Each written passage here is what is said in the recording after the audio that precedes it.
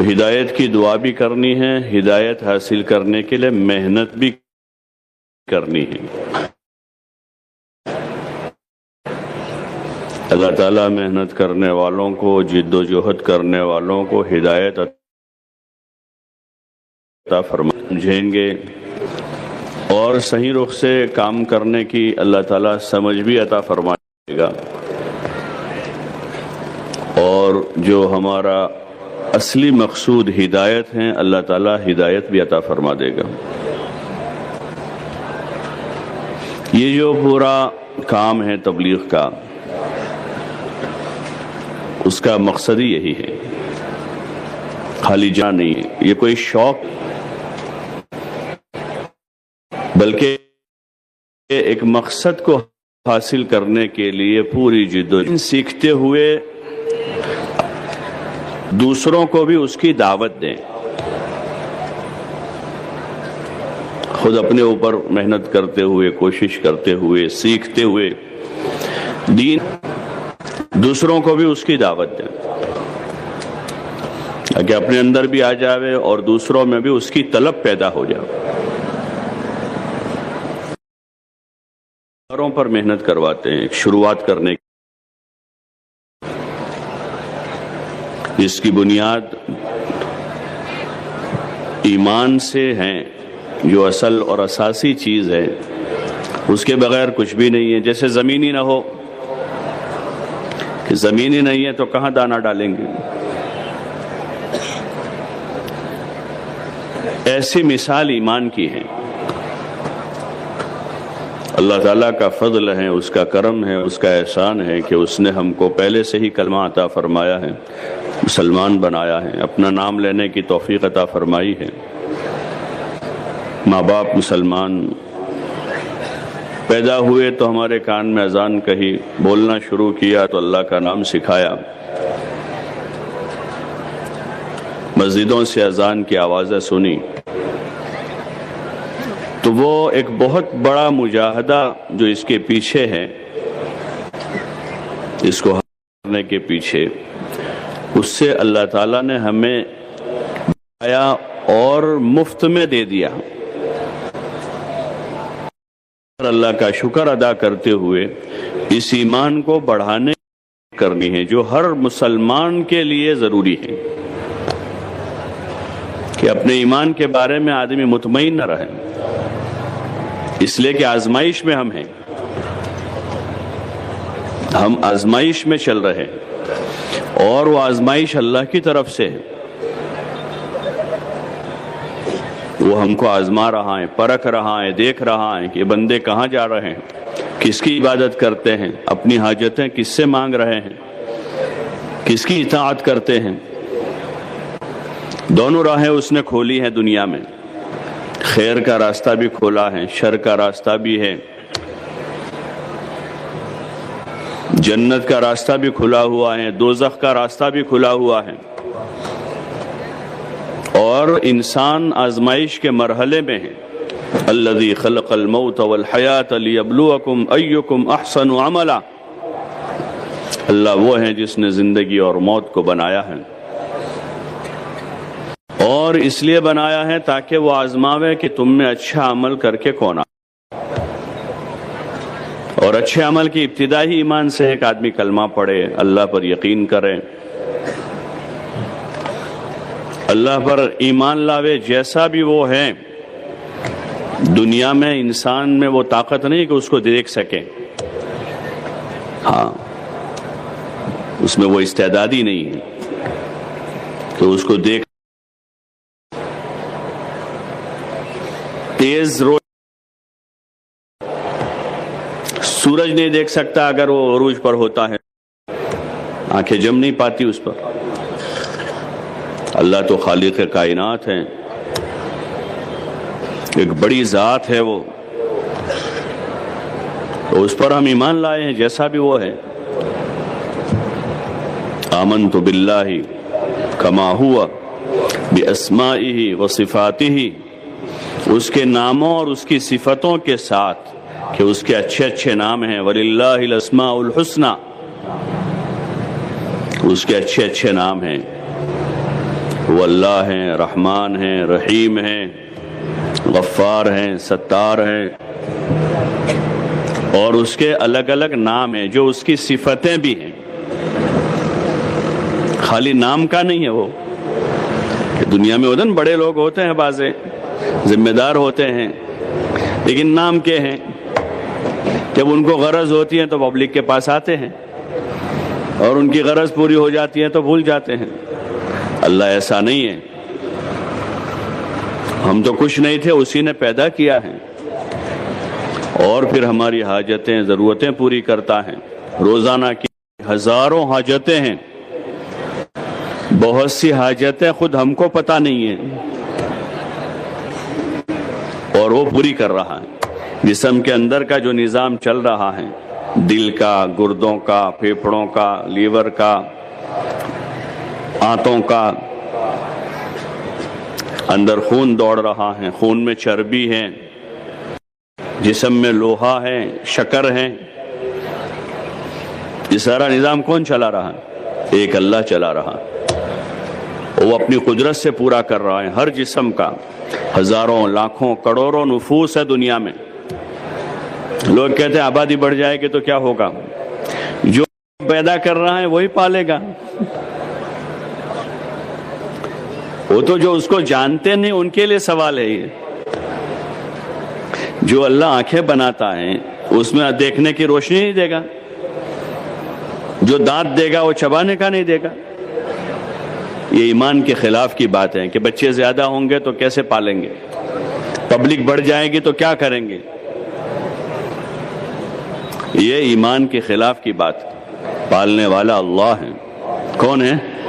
الحمدللہ رب العالمین. تمام جہانوں کا پالنہار اللہ ہے. تمام تعریفیں صرف اسی کے لیے ہیں.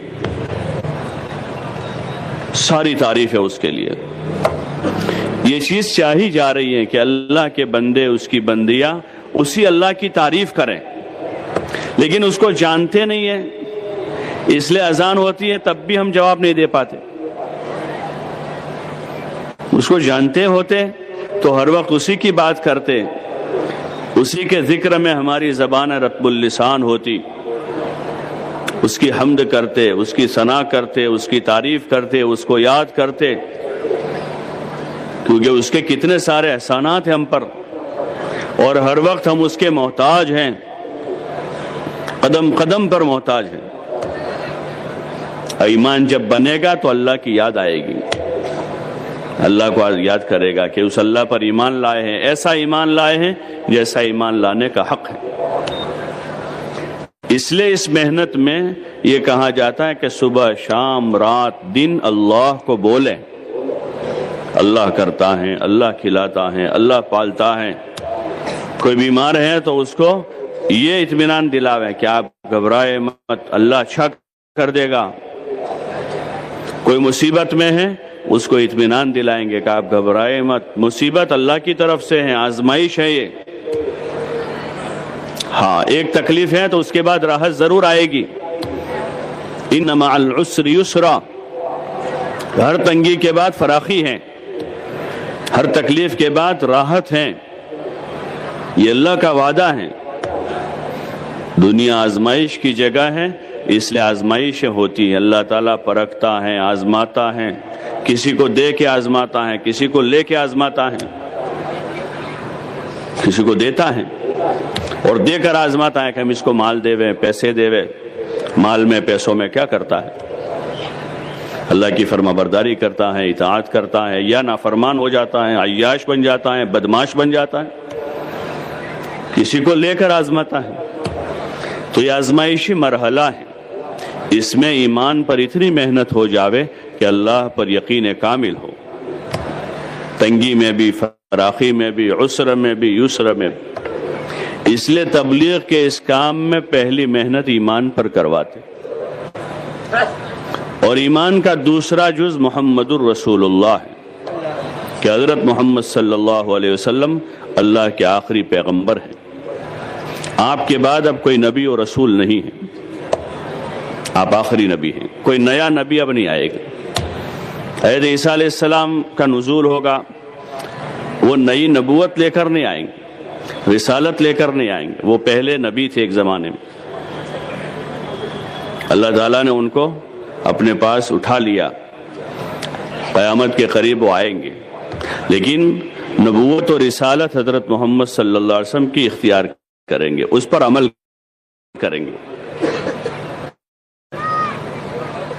آپ کی پیروی کریں گے. وہ بھی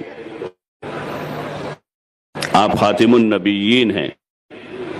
اگر کوئی نبوت کا دعویٰ کرتا ہے وہ جھوٹا ہے. آپ نے بات فرمائی تھی کہ میرے بعد اب کوئی نبی نہیں، لا نبی بعد. عذاب پیدا ہوں گے، اپنی امت کو چوکنا کیا کہ میرے بعد ایسے جھوٹے پیدا ہوں گے جو دعوی نبوت کریں گے لیکن وہ نبی نہیں ہوں گے. امت کو چوکنا کیا ہے. آپ صلی اللہ علیہ وسلم آخری نبی ہیں، خاتم النبیین ہیں، سید المرسلین ہیں. اب قیامت تک آنے والے انسانوں کے لیے آپ صلی اللہ علیہ وسلم کی پیروی ہے، آپ کے طریقوں کا اتباع کرنا ہے. وہی لوگ کامیاب ہوں گے جو آپ کی پیروی کریں گے. یہ اللہ کا فیصلہ ہے، یہ کسی بندے کا فیصلہ نہیں، یہ اللہ تعالیٰ کا فیصلہ ہے کہ اب کامیابی حضرت محمد صلی اللہ علیہ وسلم کے مبارک طریقوں میں ہے. اس لیے وہ یقین پیدا کرتے ہوئے آپ کے طریقوں پر چلنے کی عملی مشق کرنی ہے. پوری زندگی میں اس پر محنت ہے. دوسری محنت عبادت کی ہے کہ عبادت کے طریقے سیکھنے ہیں، اور عبادت میں اہم ترین عبادت نماز ہے. اس لیے نماز سے ابتدا کرتے ہیں. دوسرا نمبر نماز ہے تبلیغ میں، نماز سے ابتدا کرتے ہیں کہ نماز سیکھیں. ابھی ہم جو نماز پڑھ رہے ہیں ہم سب جانتے ہیں وہ کیسی ہے. سیکھی ہوئی نہیں ہے، یہ دیکھی ہوئی ہے. امی کو پڑھتے ہوئے دیکھ رہے تو ان کی کچھ نقل اتاری تھی، ابا کو پڑھتے ہوئے دیکھتا تھا، ان کی کچھ نقل اتاری تھی. پھر ابھی مسجد میں روز جاتے ہیں، دیکھتے دیکھتے نقل اتاری ہوئی ہے. حالانکہ ہم کو نماز ایسی پڑھنے کا حکم ہے جیسے حضور علیہ الصلوۃ والسلام نے پڑھی ہے. جیسی نماز آپ علیہ السلام نے پڑھی ہے ایسی نماز پڑھنے کا حکم. اس نماز کو سیکھنا ہے. قیام، رکوع، قاعدہ، جلسہ کیسے کرنا ہے، اس میں فرائض کیا ہیں، سنتیں کیا ہیں، مستحبات کیا ہیں، نماز کیسے ختم ہو جاتی ہے، ٹوٹ جاتی ہے، مکروہ ہو جاتی ہے. طریقے سے سیکھنا ہے تاکہ نماز قابل قبول ہو جاوے. اللہ تعالیٰ فرض کی ہے اور اس کو باجماعت مسجد میں ادا کرنے کا حکم دیا ہے. اس کو باجماعت مسجد، تو وہ نماز کی معنی ہے. تیسرا ہے علم اور ذکر، یعنی علم اور عمل، کہ آدمی جس شعبے میں ہے، جہاں ہے، جس وقت، اس وقت کا، اس بھی بچوں کے ساتھ ہے تو ان کے ساتھ رہنے سہنے کا دین ہے، علم ہے. بیوی کے حقوق ہیں، بچوں کے حقوق ہیں، بھائی بہنوں کے حق ہیں، پڑوسیوں کے حقوق ہیں، راستے چلتے مسافر کا حق ہے، ان کے حقوق کا علم ہے. یہاں تک کہ جانوروں کا حق ہے. ان حقوق کو سیکھتے ہوئے، اس کا علم حاصل کرتے ہوئے زندگی گزارنی ہے. صرف اتنا نہیں ہوگا کہ یہاں ادا نہیں کیا، اور اللہ کے وہاں انصاف کی میزان عدل جائے گا قیامت کے دن. الموازین القسط لیوم القیامہ، کہ قیامت کے دن ہم انصاف کی ترازو قائم کریں گے. اللہ کی عدالت، تو اس میں جو حقوق کی لائن کی چیزیں ہیں اس میں سب کو وہاں بلائے گا اور وہاں انصاف کیا جائے گا. تو اس لیے وہاں کی جواب دہی ہے. اس کے ڈر کی وجہ سے آدمی یہاں حق ادا کریں کہ قیامت میں حساب دینا ہے. اور مسلمان کا اکرام ہے کہ جو بھی مسلمان ہے، کیسا بھی مسلمان ہے، اس محنت میں اس پر ایک مشق کروائی جاتی ہے کہ ہر مسلمان کا آدمی اکرام کرنے والا بنے. صفت اسلام کی وجہ سے اکرام مسلم، کہ کسی مسلمان کے لیے دل میں میل نہ ہو. یہ حضور صلی اللہ علیہ وسلم کی صفت ہے کہ آپ کا دل صاف تھا اور آپ اس کی تاکید کرتے تھے کے لیے دل صاف. باقی حق تو سب کا ہی ادا کرنا ہے، چاہے مسلمان ہو یا نہ ہو، حق تو سب کا ہی ادا کرنا ہے۔ لیکن اسلام کی وجہ سے خصوصی اکرام ہے۔ جیسے محلے میں بہت سارے لڑکے ہوتے ہیں، بہت سارے لڑکے، لیکن ان لڑکوں میں ایک لڑکا ڈاکٹر ہے، تو ڈاکٹر ہونے کی وجہ سے لوگ ان کی عزت کرتے ہیں، ڈاکٹر صاحب آئے ہیں۔ لڑکے بیٹھے ہوئے ہوتے ہیں، وہ آ جاتے ہیں تو ان کے لیے آ جاؤ ڈاکٹر صاحب بیٹھو، حالانکہ وہ بھی جوان ہیں، لیکن ان کی ایک خصوصیت ہے کہ وہ ڈاکٹر ہیں، اس وجہ سے ان کا اکرام کرتے ہیں۔ تو ایسے صفت اسلام کی وجہ سے کہ جس کے کل دل میں اللہ کا نام ہے، کلمہ ہے، اس کی وجہ سے ہر مسلمان کا اکرام، ورنہ حق تو سب کا ادا کرنا، چاہے مسلمان ہو غیر ہو، ان کا کوئی حق ہمارے ذمہ ہم ادا کریں گے۔ کوئی خدمت کا موقع ہے، کوئی بھوکا ہے، کھلائیں گے تو اس میں نہیں دیکھیں گے کہ مسلمان ہے غیر، بلکہ جانور بھی بھوکا ہے تو کھلائیں گے، اسے پیسہ ہے پلائیں گے، اس کی تعلیم ہے ہمارے دین میں۔ لیکن اسلام ہے تو اس کی وجہ سے خصوصی اکرام ہے۔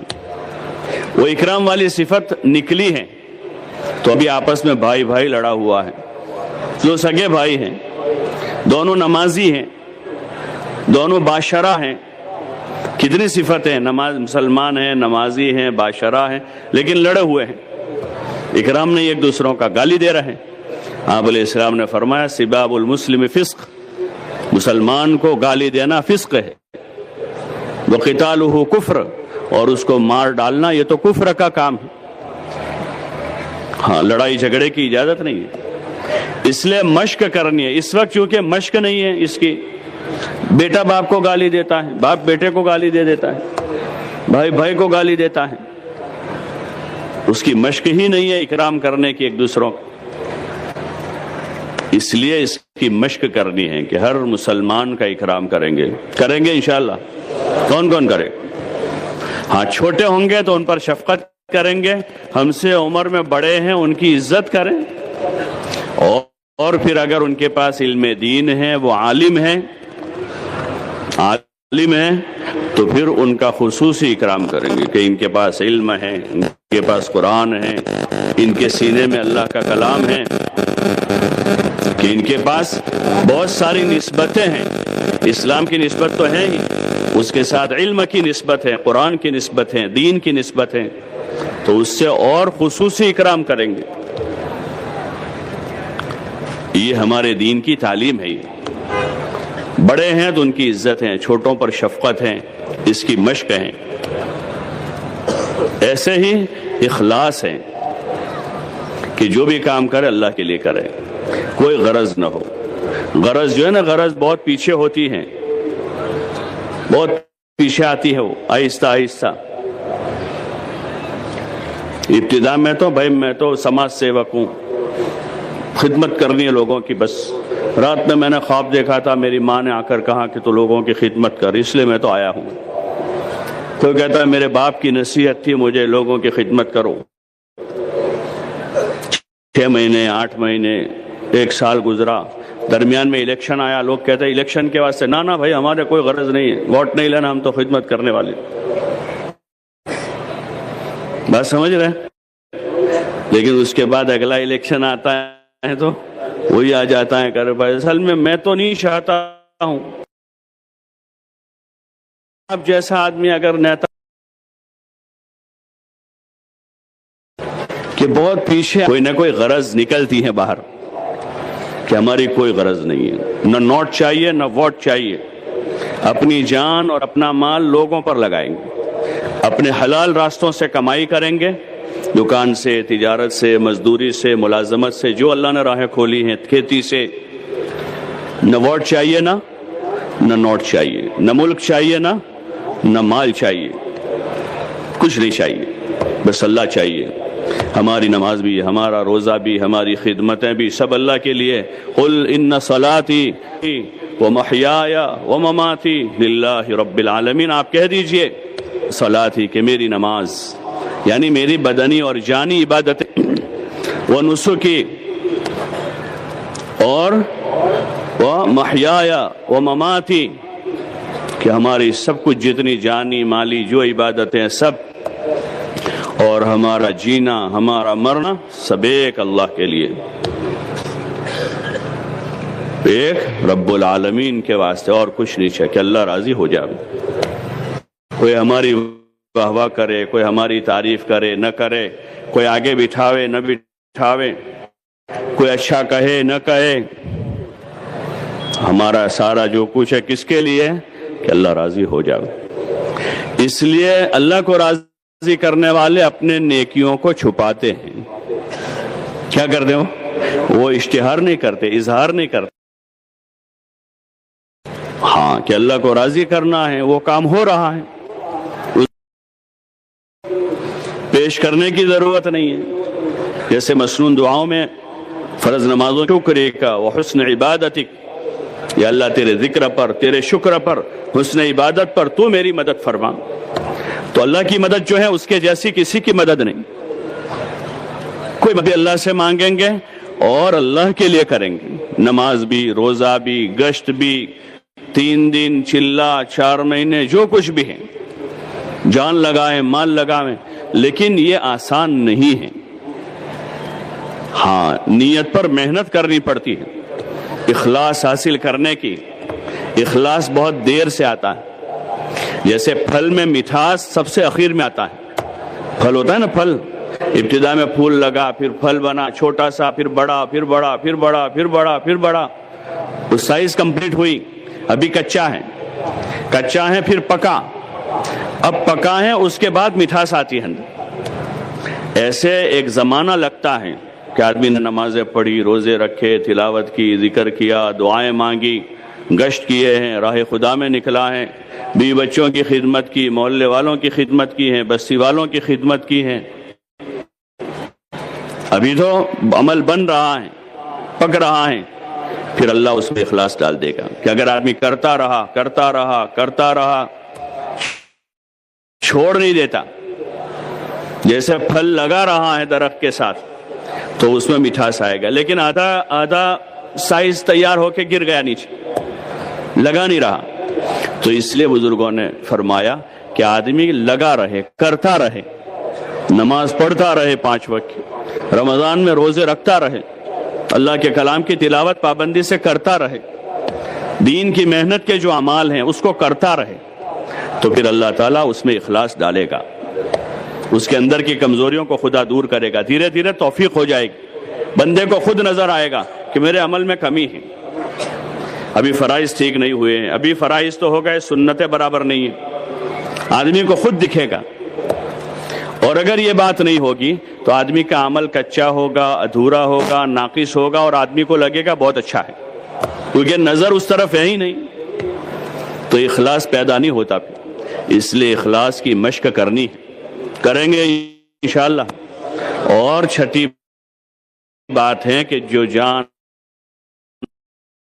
سمجھ رہے کہ یہ اللہ کی امانت ہے، جان مال ہم لے کر نہیں آئے، کچھ خالی ہاتھ آئے تھے، خالی ہاتھ آئے تھے اور خالی ہاتھ جائیں گے، ہمارا کچھ نہیں ہے، اور یہ جان ہماری نہیں ہے، ماں باپ تو ذریعہ بنے ہیں، ماں باپ ہماری جو نسبت ان کے ساتھ ہے کہ ہم ان کی ایک اللہ ہے۔ ایسے جو مال پیسہ ہمارے پاس ہے اس کا اصل مالک کون ہے؟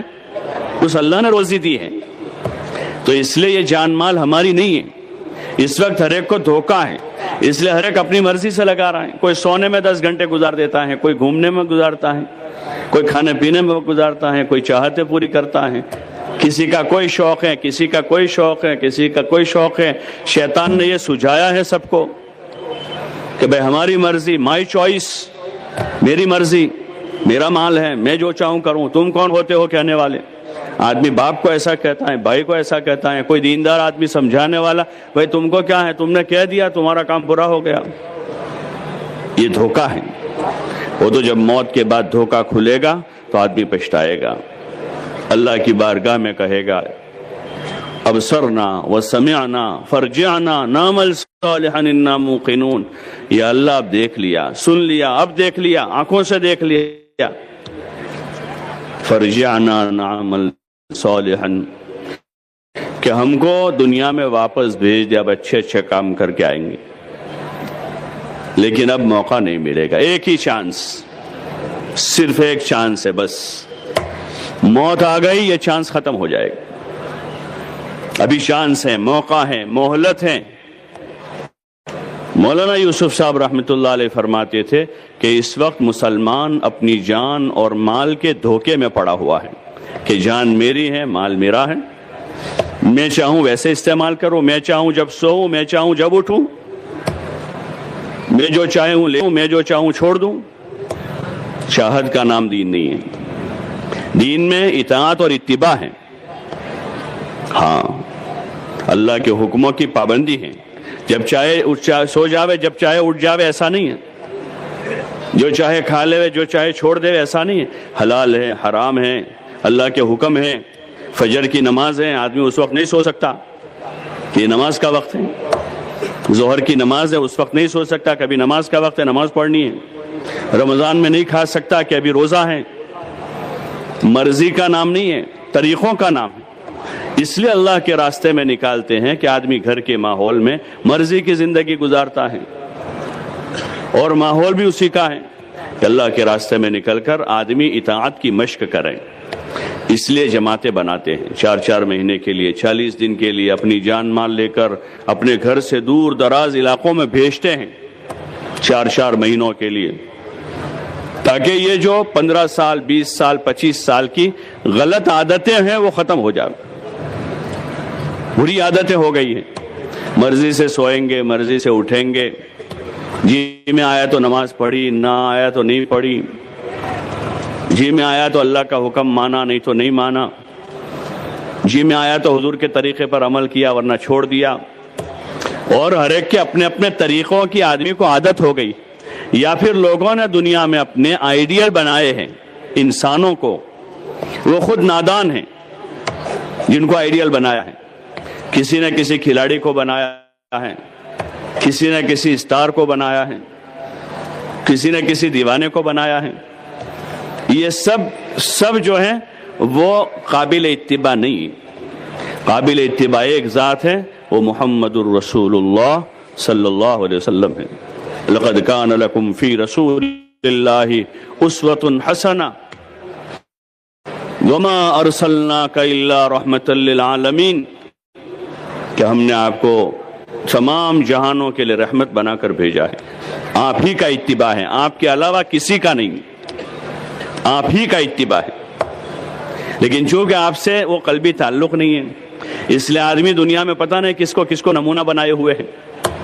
اس لیے راہ خدا میں اس کی مشق ہے، ایمان کی، نماز کی، علم کی، ذکر کی، اخلاق کی، سنت کے اتباع کی، اخلاص کی، دعا کی، خدمت کی، صبر کی، شکر کی۔ یہ اچھی صفتیں ہیں جس سے انسان بنتا ہے۔ ہاں، کہ یہ صفت آدمی میں آئی، ایمان کی صفت پیدا ہوئی، تقوی کی صفت پیدا ہوئی، صبر کی صفت پیدا ہوئی، شکر کی صفت پیدا ہوئی، تواضع کی صفت پیدا ہوئی، تو یہ انسان قیمتی بنا۔ پیسوں سے آدمی قیمتی نہیں ہے، کروڑوں سے آدمی قیمتی نہیں بنتا ہے، آدمی قیمتی بنتا ہے صفتوں سے، کہ صفتیں ہیں اندر۔ جیسے دنیا کے فنون کے اعتبار سے آدمی کی قیمت لگتی ہے کہ بھئی یہ معمولی قسم کا ڈاکٹر، اس کو 15,000 20,000 تنخواہ ملے گی، لیکن یہ MBBS ڈاکٹر ہیں تو لاکھ روپیہ ملے گی، اور MD ڈاکٹر ہے تو چاہے اس کے پاس کپڑے کیسے پہنے ہوئے ہیں، لیکن ڈاکٹر MD ہیں تو اس کو 2-2.5 لاکھ ملیں گے۔ ہوتا ہے نا ایسا کہ فن کا ماہر آدمی ہے تو اس حساب سے قیمت لگتی ہے۔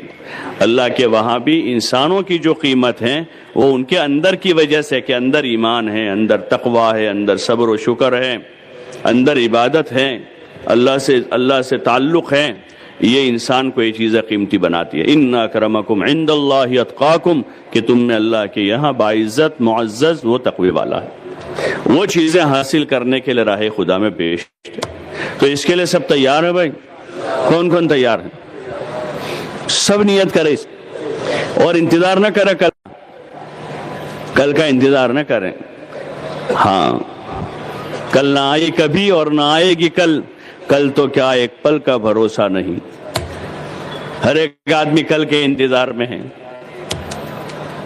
اور کل آئی نہیں ہے اور نہ آئے گی کل تو کیا ایک پل کا بھروسہ نہیں، اس لیے تاخیر نہ کریں۔ ابھی جو بھائی جا رہے ہیں اللہ تعالیٰ مبارک فرماوے ان کو، ان کے نکلنے کو آسان فرماوے اور اللہ تعالیٰ قبول فرماوے۔ اس میں کون کون ہے جو جماعتوں میں جا رہے؟ ذرا کھڑے ہو جاؤ، جہاں بھی ہیں پورے پورے مجمع میں، پورے پنڈال میں۔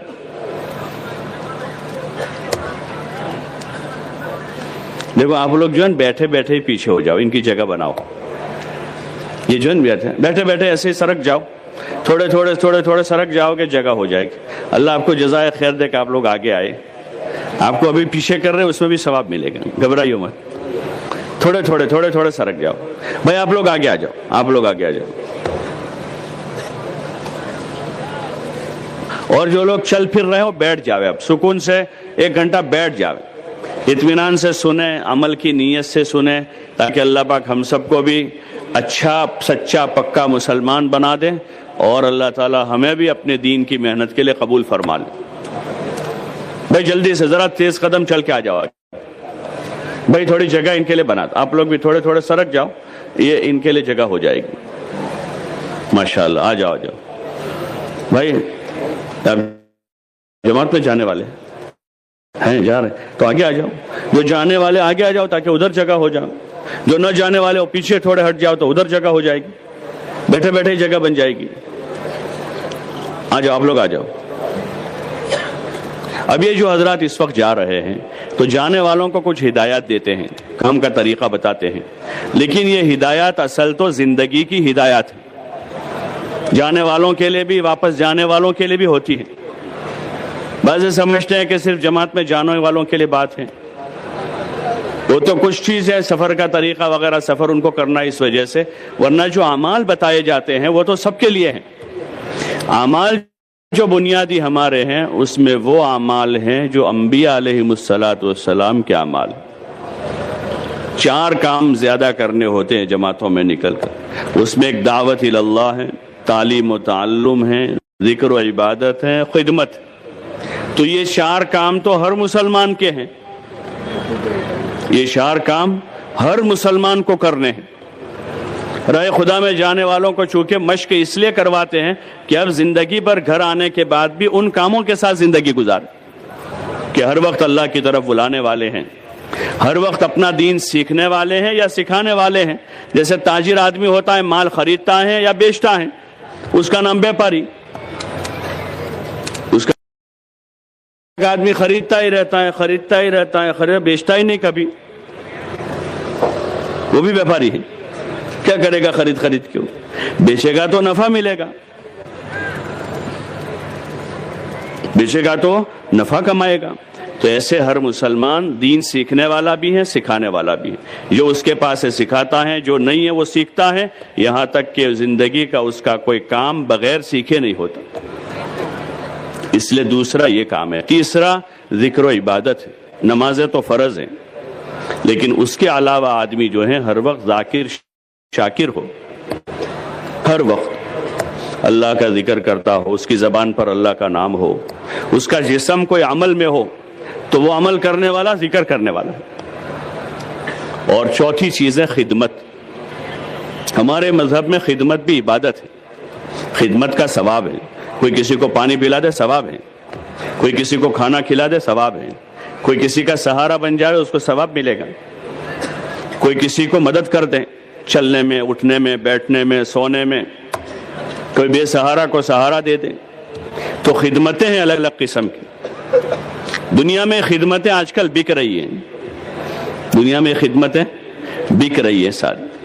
کیئر کے نام سے ہوتا ہے نا، سارا کیئر کرتے ہیں وہ، تو اس کو پھر کہ خدمت کرتے ہیں ہم، لیکن پھر وہ پیسے مانگتے ہیں، کوئی پیسے دو۔ حالانکہ ہمارے مذہب میں خدمت کیا ہے؟ عبادت ہے۔ جیسے نماز روزوں میں عبادت ہے، تلاوت ذکر عبادت ہے، ایسے ایک دوسروں کی خدمت کرنا وہ ایک اسلامی معاشرہ ہے جس میں بوڑھوں کی، کمزوروں کی، بیماروں کی، ماں باپ کی خدمت کی جاتی ہے، بھوکوں کو کھلایا جاتا ہے، پیاسوں کو پلایا جاتا ہے۔ لیکن اس کا ماحول نہیں ہے دنیا میں، اس لیے ماں باپ کو کوئی رکھنے والا نہیں ہوتا۔ سگے ماں باپ جنہوں نے پالا پوسا، سال ہاں سال تک ہمارے لیے تکلیف اٹھائی، تو اس لیے خدمت کی مشق کرنی ہے۔ ہاں، اور ہر آدمی خدمت کرے، کیونکہ ثواب لینا ہے۔ حضور علیہ السلام ایک مرتبہ سفر میں تھے، ایک کچھ یعنی سواریاں کم تھی، تو باری باری سواری پر بیٹھنے کی طے ہوا کہ بھئی ایک سواری ہے اس میں 3 آدمی، ایک سواری میں 4 آدمی، ایک میں 2، ایسے ترتیب بن گئی۔ تو حضور علیہ السلام جس سواری پر تھے اس میں بھی 2-3 ساتھیوں کی ترتیب تھی، تو جو آپ کے ساتھ ساتھی تھے انہوں نے کہا یا رسول اللہ آپ اوپر بیٹھے رہیں، آپ کی باری میں بھی ہماری باری میں بھی، ہم آپ کو ہماری باری دے دیتے ہیں، ہم آپ کی خدمت کرنا چاہتے ہیں۔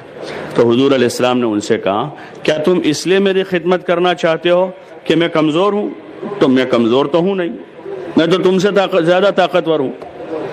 یا اگر تم اس لیے میری خدمت کرنا چاہتے ہو کہ تم کو ثواب کی ضرورت ہے تو ثواب کی مجھے بھی ضرورت ہے، مجھے بھی چاہیے۔ تو ہمارے یہاں خدمتیں ہیں اور خدمتوں کا اجر ہے، ثواب ہے، اس لیے اس کی مشق ہے۔ یہ 4 کام کرنے ہیں، تو یہ کام سب کے لیے خالی جماعت میں جانے والوں کے لیے؟ ارے بولو نا بھائی، ہاں تو سب کو اس کو سیکھنا سننا ہے، پھر جماعت میں جب جائیں گے تب اس کی مشق کریں گے تاکہ سیکھ لیں۔ ابھی تھیوری تو کر لیں، پریکٹیکل پھر کریں گے، تاکہ ہم اچھی طریقے سے دعوت بھی سیکھیں، عبادت بھی سیکھیں، تعلیم اور تعلم بھی سیکھیں، کیا سکھانا، کیسے سیکھنا، وہ بھی ایک طریقہ ہے۔ اور ایسے خدمت ہیں کہ خدمت کرنا سیکھے۔ 24 گھنٹے ہر وقت ہم کسی کو پانی پلا دیا، کسی کا جوتا اٹھا دیا، کسی بیمار کو دوائی دے دی، کسی کو سہارا بن گئے، بیت الخلاء میں گئے گندا تھا اس کو صاف کر دیا، کھانا کھایا دسترخوان اٹھا دیا، پلیٹیں گندی تھی اس کو دھو کے رکھ دی، مسجد میں گئے جوتے ادھر ادھر پڑے تھے سب سیدھے کر دیے، مسجد میں گئے صف ٹیڑھی تھی اس کو سیدھی کر دی۔ کہ ہر وقت آدمی کچھ نہ کچھ خدمت کا کام تلاش کرے، اس پر اللہ تعالیٰ اجر دے گا، اس پر ثواب ملے گا، اور دنیا میں خدمت کرنے والوں کو محبوبیت ملتی ہے۔ لوگ محلے میں کوئی ایک آدھ لڑکا ایسا ہو جو سب کا کام کر، سب اس کو پسند کرتے ہیں، سب بہت اچھا لڑکا ہے، بہت اچھا لڑکا ہے۔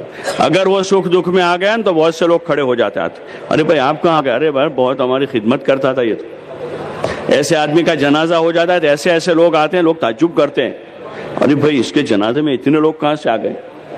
کہ بھائی وہ لوگوں کی خدمت کرتا تھا تو اللہ نے محبوبیت دی ہے اس کو۔ تو اس لیے یہ 4 کام کرنے ہیں، کریں گے انشاءاللہ۔ ان کاموں کو کرنے کے لیے اب جماعت میں نکل کر ایک ترتیب بنا لیتے ہیں، ترتیب بناتے ہیں۔ ایک تو پہلی بنیاد تو ہماری یہ ہے کہ ہمارا یہ کام اپنی جان اپنے مال سے ہے، ہر آدمی اپنا پیسہ لگاؤ، اس میں چندہ نہیں ہے۔ ہاں آدمی کو پیسہ نہیں ہے تو قرضہ کر سکتا ہے۔ حضور علیہ السلام نے ہجرت کا ارادہ کیا، آپ کے پاس سواری نہیں تھی، حضرت ابوبکر نے سواریاں تیار کی، انہوں نے کہا یا رسول اللہ میں نے تیار کر لیے سواریاں، تو کہا اچھی بات ہے آپ کی سواری قبول ہے لیکن اس کے پیسے میں دوں گا بعد میں، یعنی قرضہ لے لیا اور آپ نے سفر کیا، آپ کو اجرت فرض تھی آپ کو۔ تو ایسے اگر ہمیں اپنا دین سیکھنا ہے جو ہمارے ذمے ضروری ہے، پیسہ نہیں ہے تو قرضہ کر لیں گے، بعد میں اس کو ادا کر دیں گے۔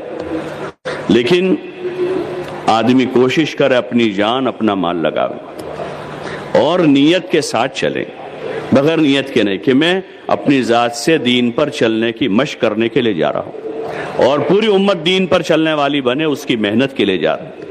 جماعت کی شکل ہوتی ہے 10 12 15 آدمی ہوتے ہیں، ہر آدمی اپنی ضروریات ساتھ میں رکھ لیں، کسی ایک آدمی کو مشورے سے ذمہ دار بنا دیں، کوئی خود ہی ذمہ دار نہ بن جائے، مشورے سے کسی ایک کو بنا لیں، پھر جس کو ذمہ دار بنا دے اس کی اطاعت کریں۔ اس میں ماننا سیکھنا ہے، جو ایک بہت بڑی کمی ہے اس وقت ہماری، ہاں جو بڑی کمی ہے۔ ابا دادا کی نہیں مانتے، بیٹا ابا کی نہیں مانتا، باپ کہتا ہے بیٹا نہیں مانتا ہے، دادا کہتا ہے یہ بیٹا میرا بھی نہیں مانتا ہے، اب وہ اپنے ابا کی ماننا شروع کر دے، یہ بچے اس کی ماننا شروع کر دیں، اور دادا اللہ کی ماننا شروع کر دیں کہ وہ اللہ کے حکم کے خلاف کچھ نہ کرے۔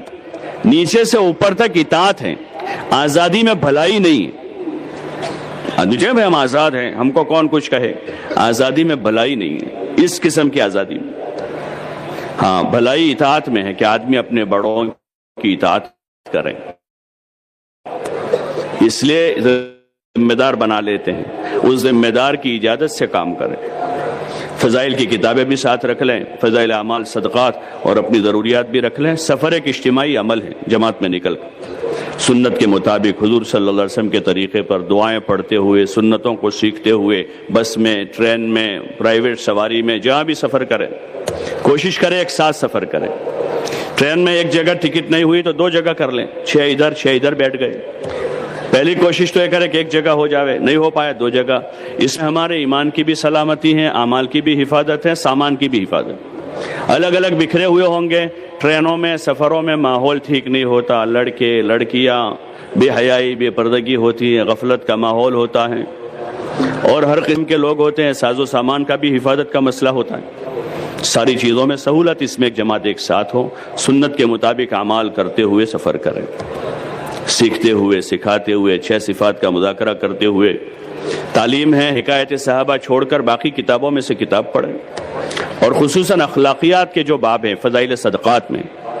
سفر میں چونکہ ہر قسم کے لوگ ہوتے ہیں، نماز روزوں سے ان کو کوئی تعلق نہیں ہے، تو اخلاقیات کے ابواب ایسے ہیں جس کی سب کو ضرورت ہے۔ ماں باپ کے حقوق ہیں، پڑوسیوں کے ساتھ خیرخواہی ہے، مال خرچ کرنے کے فضائل ہیں، غریبوں یتیموں کے ساتھ حسن سلوک، تو وہ عام انسانوں کی ضرورت کے ابواب ہیں۔ ایسے ابواب پڑھیں، اگر کوئی اور بھی سن رہا ہے تو ان کو بھی فائدہ ہوگا اس میں۔ اعمال کے ساتھ غفلت کے ساتھ سفر نہ ہو، اپنی ضرورتوں کا انتظام آگے سے اپنا توشہ ناشتہ وغیرہ لے لیں، راستے میں خریدیں گے یا کسی کو فون کریں گے وہ لے کر آئے گا، یہ اشراف اور سوال ہے۔ راستے میں صاف ستھرا ملے گا نہیں، یہی سے ساتھ میں رکھ لیں۔ بہت سی ایسی چیزیں ہوتی ہیں جو 2-3 دن چل جاتی ہیں، تو ایسا توشہ یہیں سے تیار، پہلے جماعت اسی کا اہتمام کرتے۔ ابھی ایک دروازہ یہ کھلا ہے کہ آگے اسٹیشن پر ہمارا دوست ہے، ہم فون کریں گے وہ لے کر آ جائے گا۔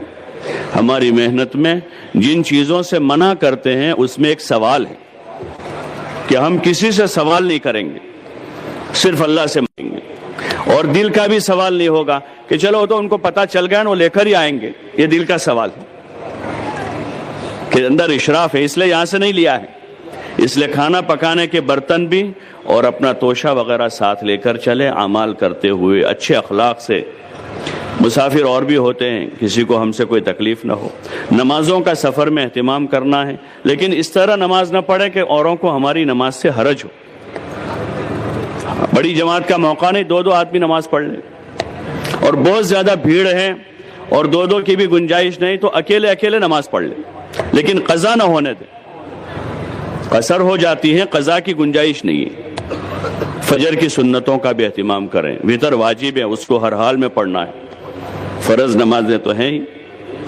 تو اس طرح سے اعمال کرتے ہوئے سفر کریں، دعائیں پڑھتے ہوئے، ہدایت کی دعا مانگتے ہوئے کہ ہمارے ساتھ اور جو لوگ ہیں اللہ ان کو بھی ہدایت دے، پورے ملک کے لوگوں کو اللہ ہدایت دے دے، اور پورے عالم میں اللہ ہدایت کی ہوائیں چلا دے، پورے عالم میں اللہ امن و امان کی فضائیں قائم فرما دے، اللہ تعالیٰ پوری انسانیت پر رحم فرما دے۔ ایسی دعائیں ہماری زبان سے نکل رہی ہیں، ایران توران نہ ہو، لایانی نہ ہو، انتظامی باتیں 2 آدمی خدمت کے طے کر دیں، ان پر چھوڑ دیں سب، رکشہ لانا ہے، گاڑی لانی ہے، چائے پینی ہے، وہ لوگ انتظام کر کے جو دیں چپ چاپ پی لیں۔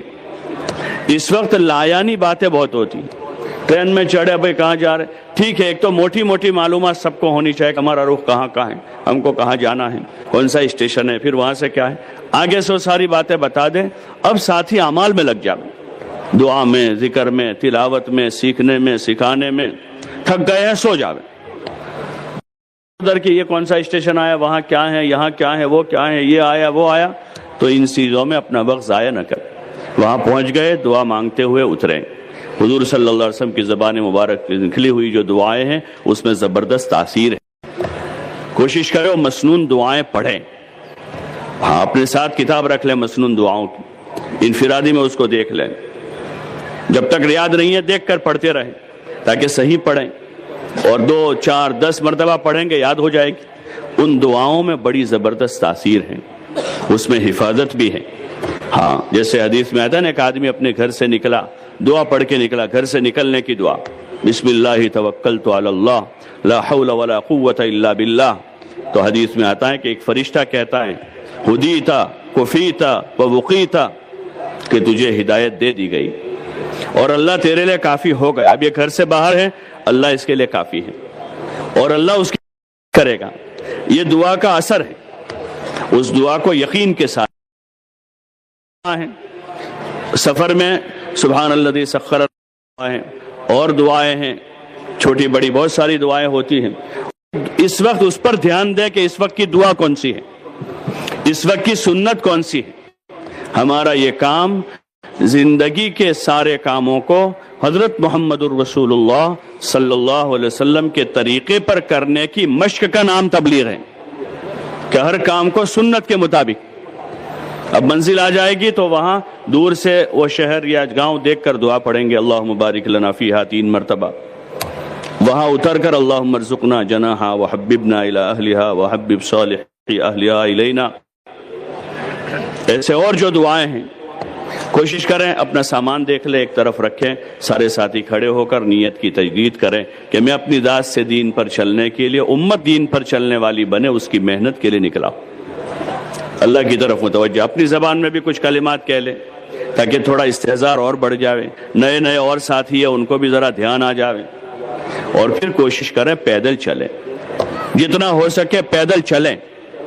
ہاں، اس سے بستیوں میں، علاقوں میں اللہ کی رحمتیں اترے گی کہ اللہ کا نام لیتے ہوئے، اللہ کا ذکر کرتے ہوئے، کوئی قرآن پڑھتے ہوئے، تلاوت کرتے ہوئے، ذکر کرتے ہوئے، چوتھا کلمہ، تیسرا کلمہ پڑھتے ہوئے ہم جتنا بستیوں سے، علاقوں سے گزریں گے اتنی اللہ کی رحمتیں وہاں اترے گی. جہاں بھی اللہ کا نام لیا جاتا ہے وہاں اللہ کی رحمت ہوتی ہے.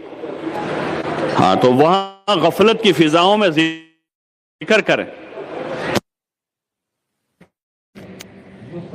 اس کے لئے ہدایت کی دعا، یا اللہ ان کو ہدایت دے دے، یا اللہ ان کو ہدایت دے دے.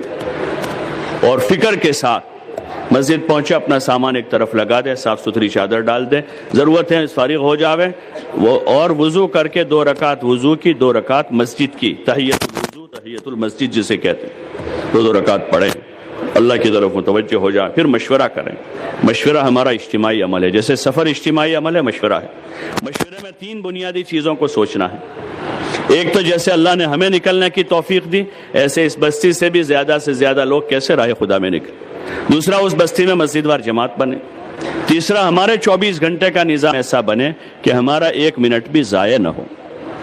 اس وقت ہم بچپن سے ایسی زندگی گزارنے کے عادی ہیں کہ جس میں ہماری آدھی زندگی برباد ہو گئی اور ہم کو احساس بھی نہیں. بچپن میں اس کے عادی ہو گئے کہ شام ہوئی تو شام سے لے کر بچوں کو دیکھتے ہیں، عصر کے وقت اسکول سے آئے ہیں، بیگ گھر میں ڈالا اور وہاں سے نکلے ہیں. 6 سال کا، 7 سال کا، 8 سال کا بچہ ہے، عصر سے لے کر رات 10 بجے تک، 11 بجے تک، 12 بجے تک کھیل رہے ہیں، گھوم رہے ہیں، یہاں گئے وہاں گئے، خالہ کے گھر، نانی کے گھر، ماموں کے گھر، پھوپھی کے گھر، وہاں شادی، وہاں منگنی. زندگی کا قیمتی سرمایہ برباد کرنے کی عملی مشق ہے یہ، جو اس وقت ہمارے معاشرے کا حصہ بن چکا ہے. ایک دن نانی کے گھر ہیں، چچا کے گھر ہیں، خالہ کے گھر ہیں، پھوپھی کے گھر ہیں، کوئی ضرورت نہیں ہے، کوئی کام نہیں ہے. ایک تو یہ کہ رشتہ داروں سے ملنا، صلہ رحمی کرنا، کوئی خدمت ان کی ہے تو وہ تو اجر کی چیز ہے. لیکن جو کلچر بن گیا، جو ماحول بن گیا کہ شام ہوئی، عصر، مغرب، میاں باپ، میاں تیار ہیں، بیوی تیار ہیں، بچوں کو تیار کر کے لے کے نانی کے گھر، خالہ کے گھر، پھوپھی کے گھر، وہ گارڈن، یہ گارڈن. یہ ایک طرح سے زندگی برباد کرنے کی عملی مشق ہے، اس کے ہم عادی ہیں. راہ خدا میں 24 گھنٹے کا ایسا نظام بنانا ہے کہ جس نظام میں دعوت ہے، تعلیم و تعلم ہے، ذکر و عبادت ہے، اور اس خدمت میں کھانا بھی ہے، سونا بھی ہے. اس کی مشق کرنی ہے. اس لیے بازاری ماحول سے اپنے آپ کو بچانا ہے. مسجد کی 4 دیواری کو لازم پکڑنا ہے. صرف گشتوں کے علاوہ اور ہمارا جو وقت ہے پورا مسجد میں گزرے. گشتوں کے لیے تو باہر جانا پڑتا ہے، لوگوں کو ملنا ہے، وہ ایک مقصد کے لیے نکلتے ہیں. اس لیے دعائیں کرتے ہوئے، نفس و شیطان کے شر سے بچتے ہوئے نکلتے ہیں، ذکر کرتے ہوئے پھرتے ہیں تاکہ نفس اور شیطان ہم پر غالب نہ آ جاوے، باہر کا برا ماحول ہمیں متاثر نہ کرے. اس لیے ٹرینوں میں بھی، بسوں میں بھی، وہاں بھی، چلتے ہوئے بھی ہر وقت زبان پر اللہ کا ذکر ہو اور دل میں فکر ہو اور اللہ کی طرف توجہ ہو تاکہ نفس اور شیطان اور باہر کا برا ماحول ہمیں غافل نہ کر دے. یہ اس کی مشق ہے پوری، تاکہ توجہ اللہ جاوے، غفلت سے نفرت ہو جاوے، لایانی سے نفرت ہو جاوے، چہ جائے کہ آدمی گناہ کرے. اس لیے مسجد کی چار دیواری کو لازم پکڑنا ہے، اور گشتوں کے لیے جائیں گے مشورے سے ترتیب بنا لی، کوشش کرے ہر جگہ سے نقد جماعت بنانے کی، اس کے لیے 2-2 3-3 کی چھوٹی چھوٹی جماعتیں بنا لے، اور اس بستی کی مسجد کے اطراف کے جو مکان ہے اس کو تقسیم کر کے اس بات کی فکر کریں کہ جس مسجد میں ہم جاوے وہاں کے 100% بالغ مسلمانوں سے ملاقات کرنی ہے۔ یہ سب سے پہلا کام ہے ہمارا کہ اللہ کی نسبت پر ہر مسلمان سے ہم ملاقات کریں اور ان کے سامنے ایمان کی، اعمال کی، اخلاق کی، آخرت کی باتیں کریں۔ یہ جو دین کی باتیں نا 6 صفات کے دائرے میں ابتدا میں جو میں نے مختصر وہ بات عرض کی، وہی باتیں دہراویں، ایمان کا فائدہ، نماز کا فائدہ، اچھے اخلاق کا فائدہ، علم حاصل کرنے کا فائدہ، جہالت کا نقصان اور اخلاص کا فائدہ، اور اللہ کے لیے جان مال لگانے کا فائدہ بتا کر ہر مسلمان کو اللہ کے راستے میں نکلنے کے لیے تیار کر۔ اس کے لیے ملاقاتیں ہوتی ہیں، جو جماعتوں میں جائیں گے وہاں کریں گے، جو گھر جا رہے ہیں وہ اپنی مسجد وار جماعت کے ساتھ جڑ کر وہاں اپنی بستی میں، اپنے محلے میں، اپنے مسلمان بھائیوں سے روزانہ ملاقات کریں، اور ان ملاقاتوں میں یہ باتیں جاری کریں، ایمان کی بات، اللہ کی بڑائی، اللہ کی عظمت۔ اس وقت جو ہمارے ماحول میں باتیں ہیں، ہم ذرا ان باتوں پر غور کریں کہ کیا باتیں ہو رہی ہیں۔ ضرورت کی باتیں تو ٹھیک ہے، بھائی آدمی دکان پر بیٹھا ہے، دھندے کی بات کرے گا، سامان بیچے گا، پیسے لے گا، ان باتوں میں تو حرج نہیں ہے۔ آدمی گھر میں ہے، ضرورت کی کچھ باتیں ہوتی وہ کرے گا، لیکن اس کے علاوہ جو ہمارا دن گزرتا ہے، جو ان کے علاوہ دن گزرتا ہے، اس میں اتنی لایانی ہے جو ہماری اصل زندگی پر زد ڈالتی ہے اور ہمارے دلوں کے اندر غفلت پیدا کرتی ہے۔ اس لیے راہ خدا میں نکل کر اس کی مشق کریں کہ خوب دعوت دیں، اللہ کی بڑائی کو بولیں، اس کی عظمتوں کو بولیں، اس کی قدرت کو بولیں، ہاں اس کے کاموں کو گنیں کہ دیکھو اللہ نے آسمان کیسا بنایا ہے، زمین کیسے بنائی ہے۔ قرآن میں اللہ تعالیٰ نے ذکر کیا ہے، عقل مندوں کی علامت بتائی اس کو، ان فی خلق السماوات والارض واختلاف اللیل والنہار لآیات لأولی الالباب الذین یذکرون اللہ قیاما وقعودا وعلی جنوبہم۔ یہ 3 حالتوں میں انسان ہوتا ہے، کھڑا ہوگا، بیٹھا ہوگا یا لیٹا ہوگا۔ تو عقل مندوں کی علامت یہ بتائی ہے کہ عقل مند لوگ کھڑے ہوئے بھی، بیٹھے ہوئے بھی، لیٹے ہوئے بھی ہر حال میں اللہ کو یاد کرتے ہیں۔ یہ عقل مند ہے ہر حال میں، تو ان کی زبان پر اللہ کا نام ہے کہ اللہ نے کھلایا، اللہ نے پلایا، اللہ نے کیا، اللہ نے روزی دی، اللہ نے اچھا کر دیا، اللہ اچھا کرے گا۔ یہ بول ہماری زبانوں پر، اس کے لیے دعوت ہے۔ یہ جو دعوت کر دیں، یہ دعوت ہے کہ یہ ایک مسلمان کے پاس جا کر اس کو بولنا ہے کہ اللہ کرتا ہے، اللہ کھلاتا ہے، اللہ پالتا ہے، وہی قدرت والا ہے۔ نہیں ہو رہا ہے کہ نہیں، اللہ کرے گا، اللہ کے ہاتھ میں سب کچھ ہے، کسی کے ہاتھ میں کچھ نہیں ہے، سارے جہان کا پالنہار اللہ ہے۔ کوئی بیمار ہے تو اس کو تسلی کی کلمات، بھائی اللہ اچھا کرے گا۔ کوئی پریشان حال ہے تو اس کو بھائی گھبراؤ مت، پریشانی اللہ کی طرف سے ہے، اللہ کی طرف متوجہ ہو جاؤ۔ اپنی کمی دیکھو، نماز میں کمی ہے، روزوں میں کمی ہے، کمائی میں حرام آیا ہے، اس وجہ سے حال آتا ہے، اس کمی کو دور کر دو، اللہ کی طرف متوجہ ہو جاؤ، اللہ اچھا کرے گا۔ یہ دعوت ہے، ایسے حضور علیہ السلام کے طریقوں کی دعوت ہے جو ہر مسلمان کے پاس جا کر دینی ہے۔ اس کے لیے یہ گشت ہیں، تشکیلی ملاقاتیں اس کو کہتے ہیں۔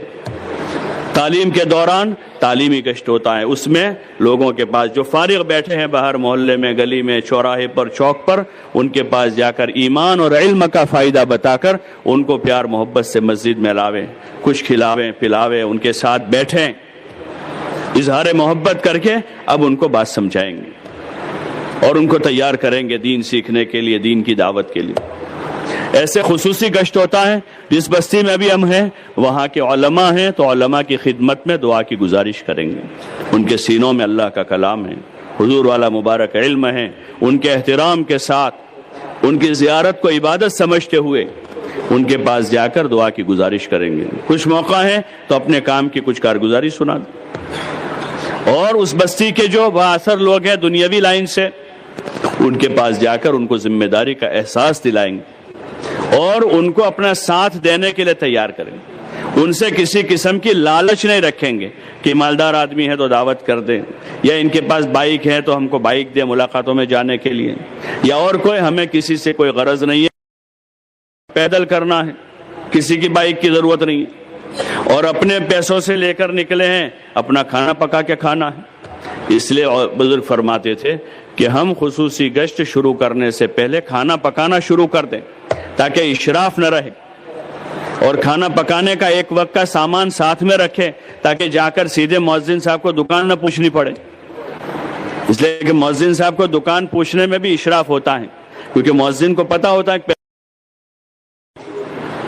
انہیں کو پوچھ لیا کہ نا بھائی تم مت پکاؤ، ابھی دعوت ہے تمہاری، تو وہ دعوت دے اس سے پہلے ہم اپنا کھانا پکانا شروع کر دیں۔ جب وہ دعوت والا آئے تو اس کو کہے کہ ابھی تو ہمارا پک رہا ہے، آپ کی ہماری طرف سے دعوت، آپ ہمارے ساتھ شریک ہو جائیے، اور دعوت میں آپ 3-4 گھنٹے جو خرچ کرتے سامان لانے میں پکانے میں، وہ 4 گھنٹے ہم کو دے دیجئے تاکہ اس وقت میں آپ رہبری کر لیں، بستی میں کچھ ملاقاتیں ہو جائیں اور اشراف نہیں رہے گا۔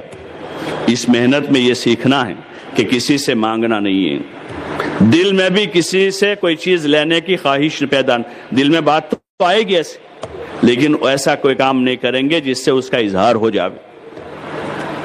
اس سے بچنا ہے، سوال سے، اشراف سے، فضول خرچی سے، اور کسی کی چیز بغیر اجازت استعمال کرنے سے۔ تو اس طرح وہ خصوصی گشت کریں گے۔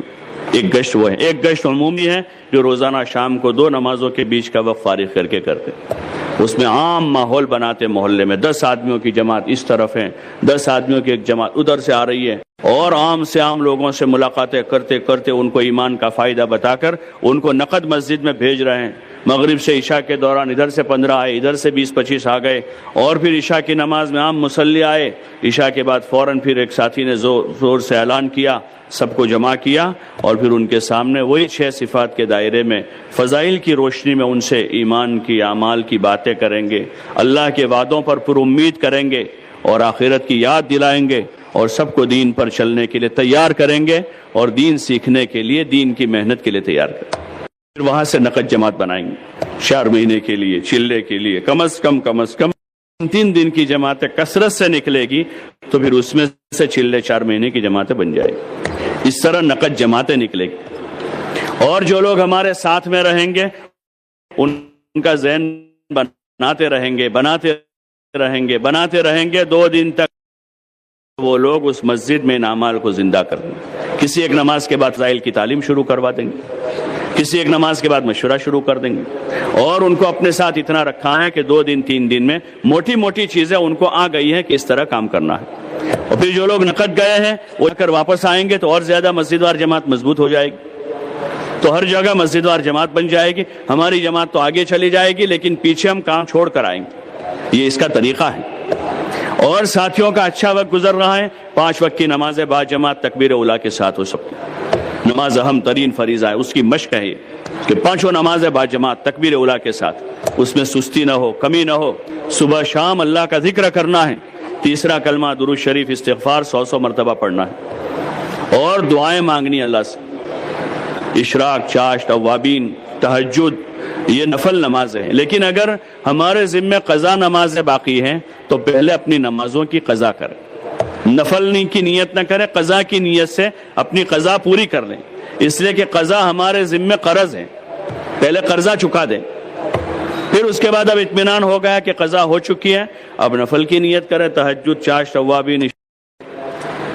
تو اس طریقے سے ہم اللہ سے اپنا معاملہ صاف کر دیں۔ دوسری طرف بندوں سے معاملہ ہوتا ہے، ماں باپ سے، بھائی بہنوں سے، بیوی بچوں سے، تو ان سے بھی معافی مانگیں، راہ خدا میں نکل کر وہاں سے ان کو خط لکھ دیں کہ آپ کے حقوق میں ہم سے کوئی کمی ہوئی ہے، والدین کو، بھائی بہنوں کو، رشتہ داروں کو، پارٹنر ہیں، دوست لوگ تھے، ان سے 2-4 دن ہوتا ہے، احساس تھوڑا ہو جاتا ہے، واپسی کا انتظار نہ کریں، معافی مانگنے میں دیر نہیں کرنی چاہیے، ذرا احساس ہو دل میں بات آئی ہے فوراً مانگ لیں، دل میں نہیں بھی آ رہی ہے تو لے آوے کہ بھائی ان سے معاملہ ٹھیک نہیں ہمارا، معافی مانگے۔ ایک طرف اللہ کے حقوق ہیں، ایک طرف بندوں کے حقوق ہیں، اس محنت سے یہی چاہا جا رہا ہے کہ ہمارے اندر اتنا تقوی پیدا ہو جاوے کہ ہم اللہ کے حکموں کو پورا کرنے والے بن جاوے اور بندوں کے حقوق کے معاملے میں بھی اللہ سے ڈرنے والے بن جاوے۔ حضور علیہ الصلوۃ والسلام نے بار بار اس کی تاکید کی کہ اللہ سے ڈرو، اللہ سے ڈرو۔ اللہ تعالیٰ نے بھی قرآن شریف میں بار بار کہا یا ایھا الناس اتقوا ربکم، یا ایھا الناس اتقوا ربکم۔ نکاح میں آیتیں پڑھتے ہیں تینوں، اس میں یہی ہے کہ اللہ سے ڈرو، اللہ سے ڈرو، اللہ سے ڈرو۔ راہ خدا میں نکل کر اتنا تقوی پیدا ہو جاوے کہ اللہ کے حقوق کے معاملے میں ڈر پیدا ہو جاوے، تاکہ نماز، روزہ، زکوٰۃ، حج میں کرنی ہے تو اس کی معافی مانگ لے، ادائیگی باقی ہے تو ادا کی نیت کر لے۔ سے بندوں کے حقوق کے معاملے میں کمزوریاں ہیں، ہوتا ہے دنیا میں ہے، ماحول برا مل گیا، گالی کا ماحول تھا، گالی دیتے ہو گئے، پتہ نہیں کتنوں کو گالیاں دی ہیں، یاد بھی نہیں ہے۔ مار دھاڑ کے ماحول میں تھے، مار دھاڑ کے عادی ہو گئے تھے، پتہ نہیں کس کو تھا، پتہ بھی نہیں ہے۔ تان تشنی کی فضا ہیں، ایسا بولنے کے عادی ہو گئے ہیں۔ مولانا یوسف صاحب رحمۃ اللہ علیہ فرماتے تھے کہ ہم ان بولوں کے عادی ہو جس سے لوگوں کے دل دکھ جاتے ہیں، تکلیف ہو جاتی ہے اور ہم کو پتہ بھی نہیں ہوتا، ایسے ماحول ہیں۔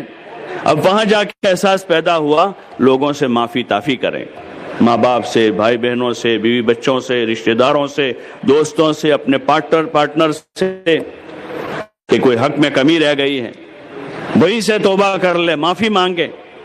یہی سب سے بڑا فائدہ ہے اس کام کا کہ آدمی کو ندامت ہو گئی، ندامت ہو گئی، اب معافی مانگ لی آدمی نے تو دنیا میں معافی مانگنا، معاف کرنا آسان ہے، ہاں آخرت میں بڑا مشکل کام ہے یہ، وہاں نیکیاں دینی پڑے گی۔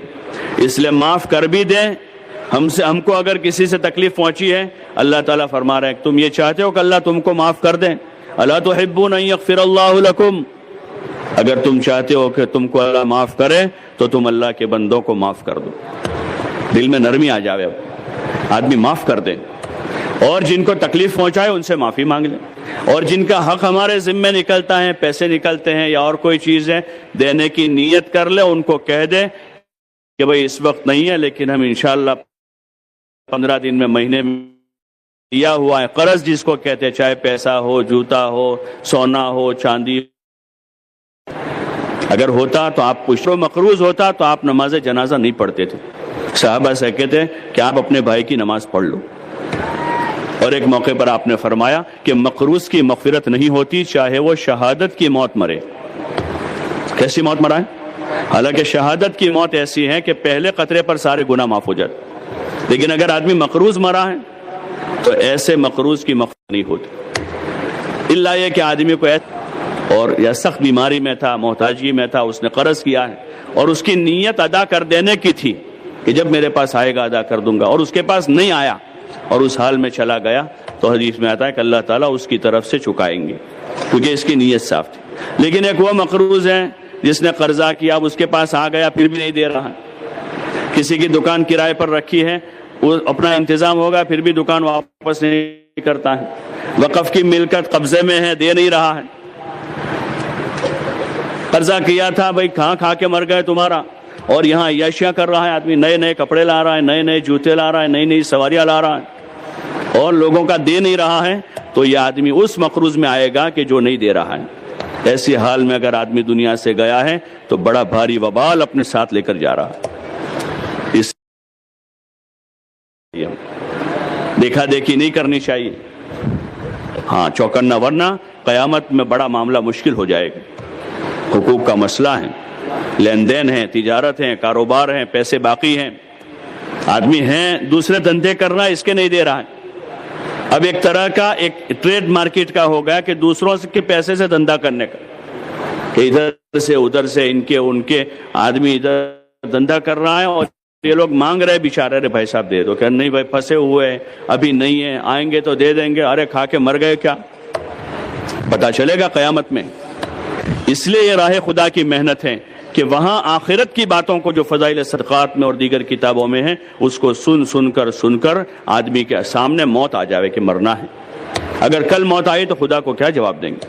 اپنے فرائض کے معاملے میں، لوگوں کے حقوق کے بارے میں، اس میں اس قسم کی روایتیں جمع کی حضرت شیخ رحمۃ اللہ علیہ نے کہ آدمی کو ڈر پیدا ہو، وہ ڈر ضروری ہے اللہ کے سامنے کھڑا ہونے کا۔ اس لیے تعلیم کے حلقوں میں اپنے آپ کو جماویں، جم کر بیٹھے، گھبراوے نہیں، اس سے نفس گھبراتا، نفس میں گھبراہٹ ہوتی ہے، حقوق ادا کر دے گا یہ، اس لیے تعلیم کے حلقوں میں اپنے آپ کو جماویں۔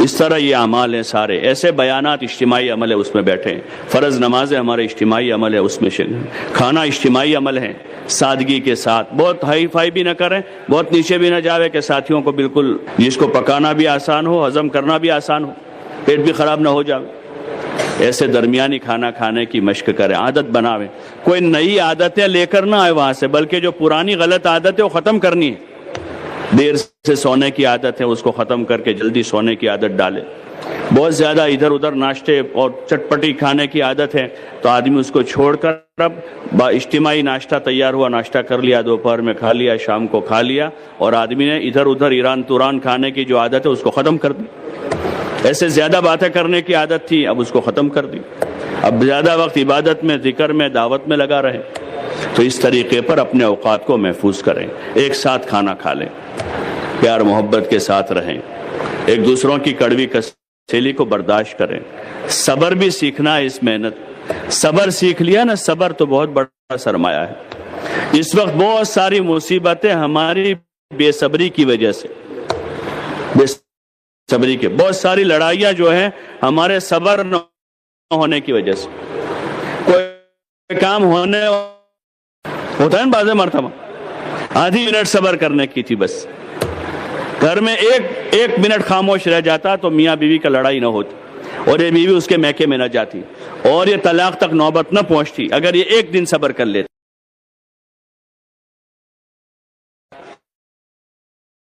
صبر بعض مرتبہ ایک منٹ کی صبر نہ کرنے سے بہت بڑا فساد پھیل جاتا ہے، خاندان کے خاندان ٹوٹ جاتے ہیں، محلے کے محلے لڑ پڑتے ہیں، اس لیے ہمارے دین میں صبر کا حکم دیا گیا ہے، اور اس پر اتنا بڑا اس کے خلاف ہے کہ پیٹ کے لیے تو کافی ہے وہ، تو اپنے نفس کو دبا دیں،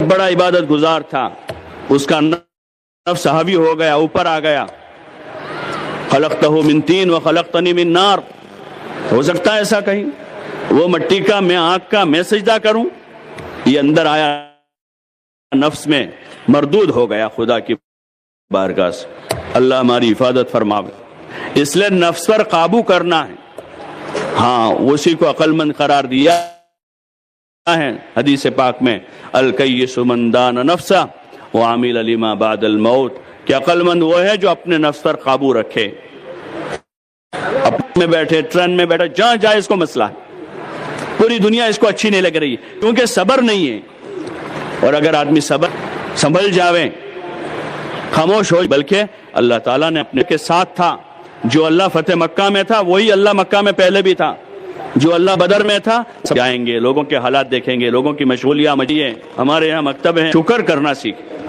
ایسے اللہ پر بھروسہ کرنا، دیر تک جاگے نہیں، آپ علیہ السلام نے فرمایا یہ اچھی عادت نہیں ہے، ہمارے معاشرے میں لوگ فخر سے کہتے ہیں کہ ہمارے یہاں 12 بجے بھی جاؤ چائے ملتی ہے، یہ فخر کی چیز ہے، فخر کی چیز تو یہ ہے کہ بھئی ہمارے یہاں رات 12 بجے بھی جاؤ تو ہماری مسجد آباد ہے، کوئی 2-4 آدمی نماز پڑھتے ہیں، کوئی تلاوت کرتا ہے، ہمارے گھروں میں لوگ تہجد پڑھتے ہیں، ہمارے بچے وقت پر سو جاتے ہیں، صبح جلدی اٹھ جاتے ہیں، یہ فخر کی چیز ہے کہ ہمارے بچے رات بھر اطمینان سے آرام کر لیتے، صبح جلدی اٹھ جاتے ہیں، ہمارے یہاں کوئی بے نمازی نہیں ہے، یہ فخر کی چیز ہے کہ بھئی ہمارے محلے میں اللہ کا شکر ہے کوئی بے نمازی نہیں، کوئی فجر چھوڑنے والا نہیں، یہ فخر کی چیز نہیں کہ ہمارے یہاں بازار کھلا ہوا ہوتا ہے، رات 2 بجے بھی جاؤ تو چائے مل جائے گی، کیا کرنی ہے چائے پی کے 2 بجے؟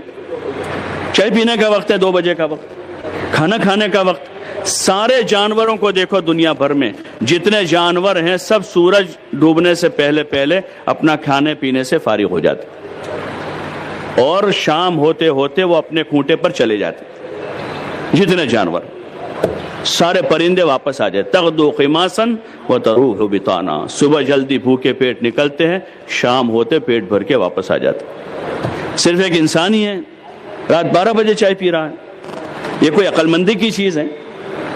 رات 12 بجے آدمی کھانا کھا رہا ہے، یہ کوئی عقل مندی کی چیز ہے؟ 6 بجے سے غروب ہوا ہے، 12 بجے کا آدمی جاگا ہوا ہے، 6 گھنٹے ہو گئے غروب کو، یہ عقل مندی ہے۔ حضور علیہ السلام نے اس وقت فرمایا تھا لا سمرۃ بعد العشاء، کہ عشاء کے بعد فضول قصہ گوئی نہ کریں۔ عشاء کے بعد اب حدیث میں آتا ہے کہ 3 جماعتوں میں لوگ تقسیم ہو جاتے ہیں۔ ایک جماعت آرام کر لیتی ہے، نہ کچھ پایا نہ کچھ کھویا، یعنی کوئی مزید ثواب کے کام نہیں کیا انہوں نے۔ ایک جماعت وہ ہیں جو عبادت اطاعت میں لگتی ہیں، کہ ابتدائی رات میں عبادت کر لیتے پھر سو جاتے ہیں۔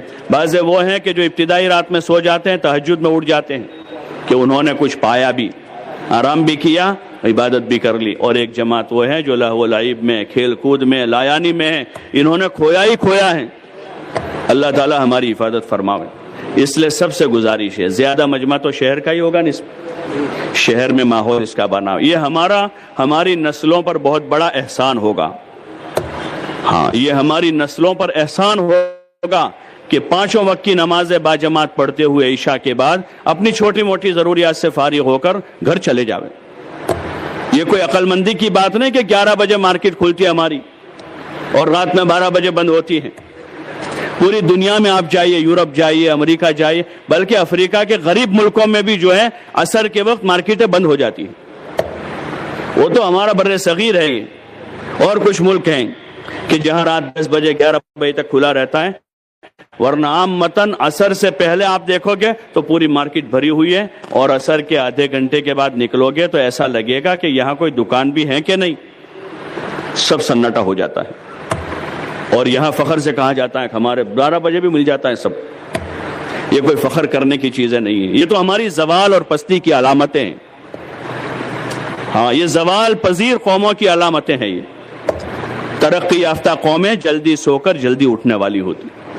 حضور علیہ السلام اور صحابہ جلدی سو کر جلدی اٹھے، خدا نے پوری دنیا پر ان کو نظام بنانے کا موقع دیا۔ پوری دنیا میں گئے وہ، حالانکہ تھوڑے تھے، جلدی آرام کر کے جلدی اٹھنے والے تھے، تہجد پڑھنے والے تھے، خدا کے سامنے رونے والے تھے، اور دن میں محنت اور کوشش کرنے والے تھے۔ اسی لیے کسی نے اصحاب محمد صلی اللہ علیہ وسلم کا تعارف کروایا تو یہ کہا کانوا رہبانا فی اللیل وفرسانا فی النہار، کہ یہ رات کے راہب ہیں اور دن کے شہسوار ہیں۔ یہ 10-11 بجے تک غفلت میں پڑے نہیں رہتے ہیں، اور رات 12 بجے تک ایک دوسروں کی ٹانگیں نہیں کھینچتے ہیں، یہ اپنے مسلمان بھائی کی غیبت نہیں کرتے ہیں، بلکہ ان کے دلوں میں ہمدردی اور خیر خواہی ہے۔ یہ ہر ایک کا بھلا چاہنے والے لوگ ہیں۔ یہ صفت تھی ہماری، تو بھوکے رہ کر کھلانے والے تھے، پیاسے رہ کر پلانے والے تھے، بیماروں اور مجبور اور محتاجوں کے لیے خدمت گزار تھے، کسی سے کوئی غرض نہیں تھی، انسانیت بھلا سوچنے والے تھے۔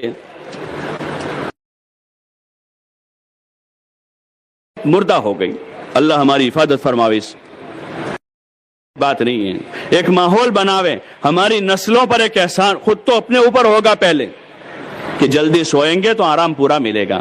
اس وقت اگر حقیقی یعنی خیرخواہ ڈاکٹروں سے پوچھیں گے، سب سے زیادہ بیماریوں کی وجہ یہ ہے رات دیر تک کھاتے رہنا ہے، اور پھر رات دیر سے سو کر دن بھر سوتے رہنا ہے۔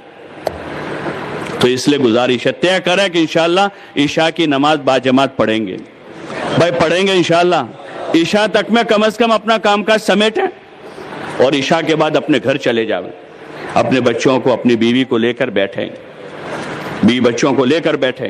یہ ہمارے فرائض میں سے ہیں، یہ ہماری ذمہ داریوں میں سے ہیں کہ بیوی بچوں کی خیر خبر لیں کہ ان کے دن بھر کی نمازوں کا کیا حل رہا، ان کا دن کیسا گزرا، اللہ کی فرما برداری اور اطاعت میں گزرا ہے یا خدا کی نافرمانی میں گزرا ہے۔ یہ گھر کے ذمہ دار کے ذمے ہیں۔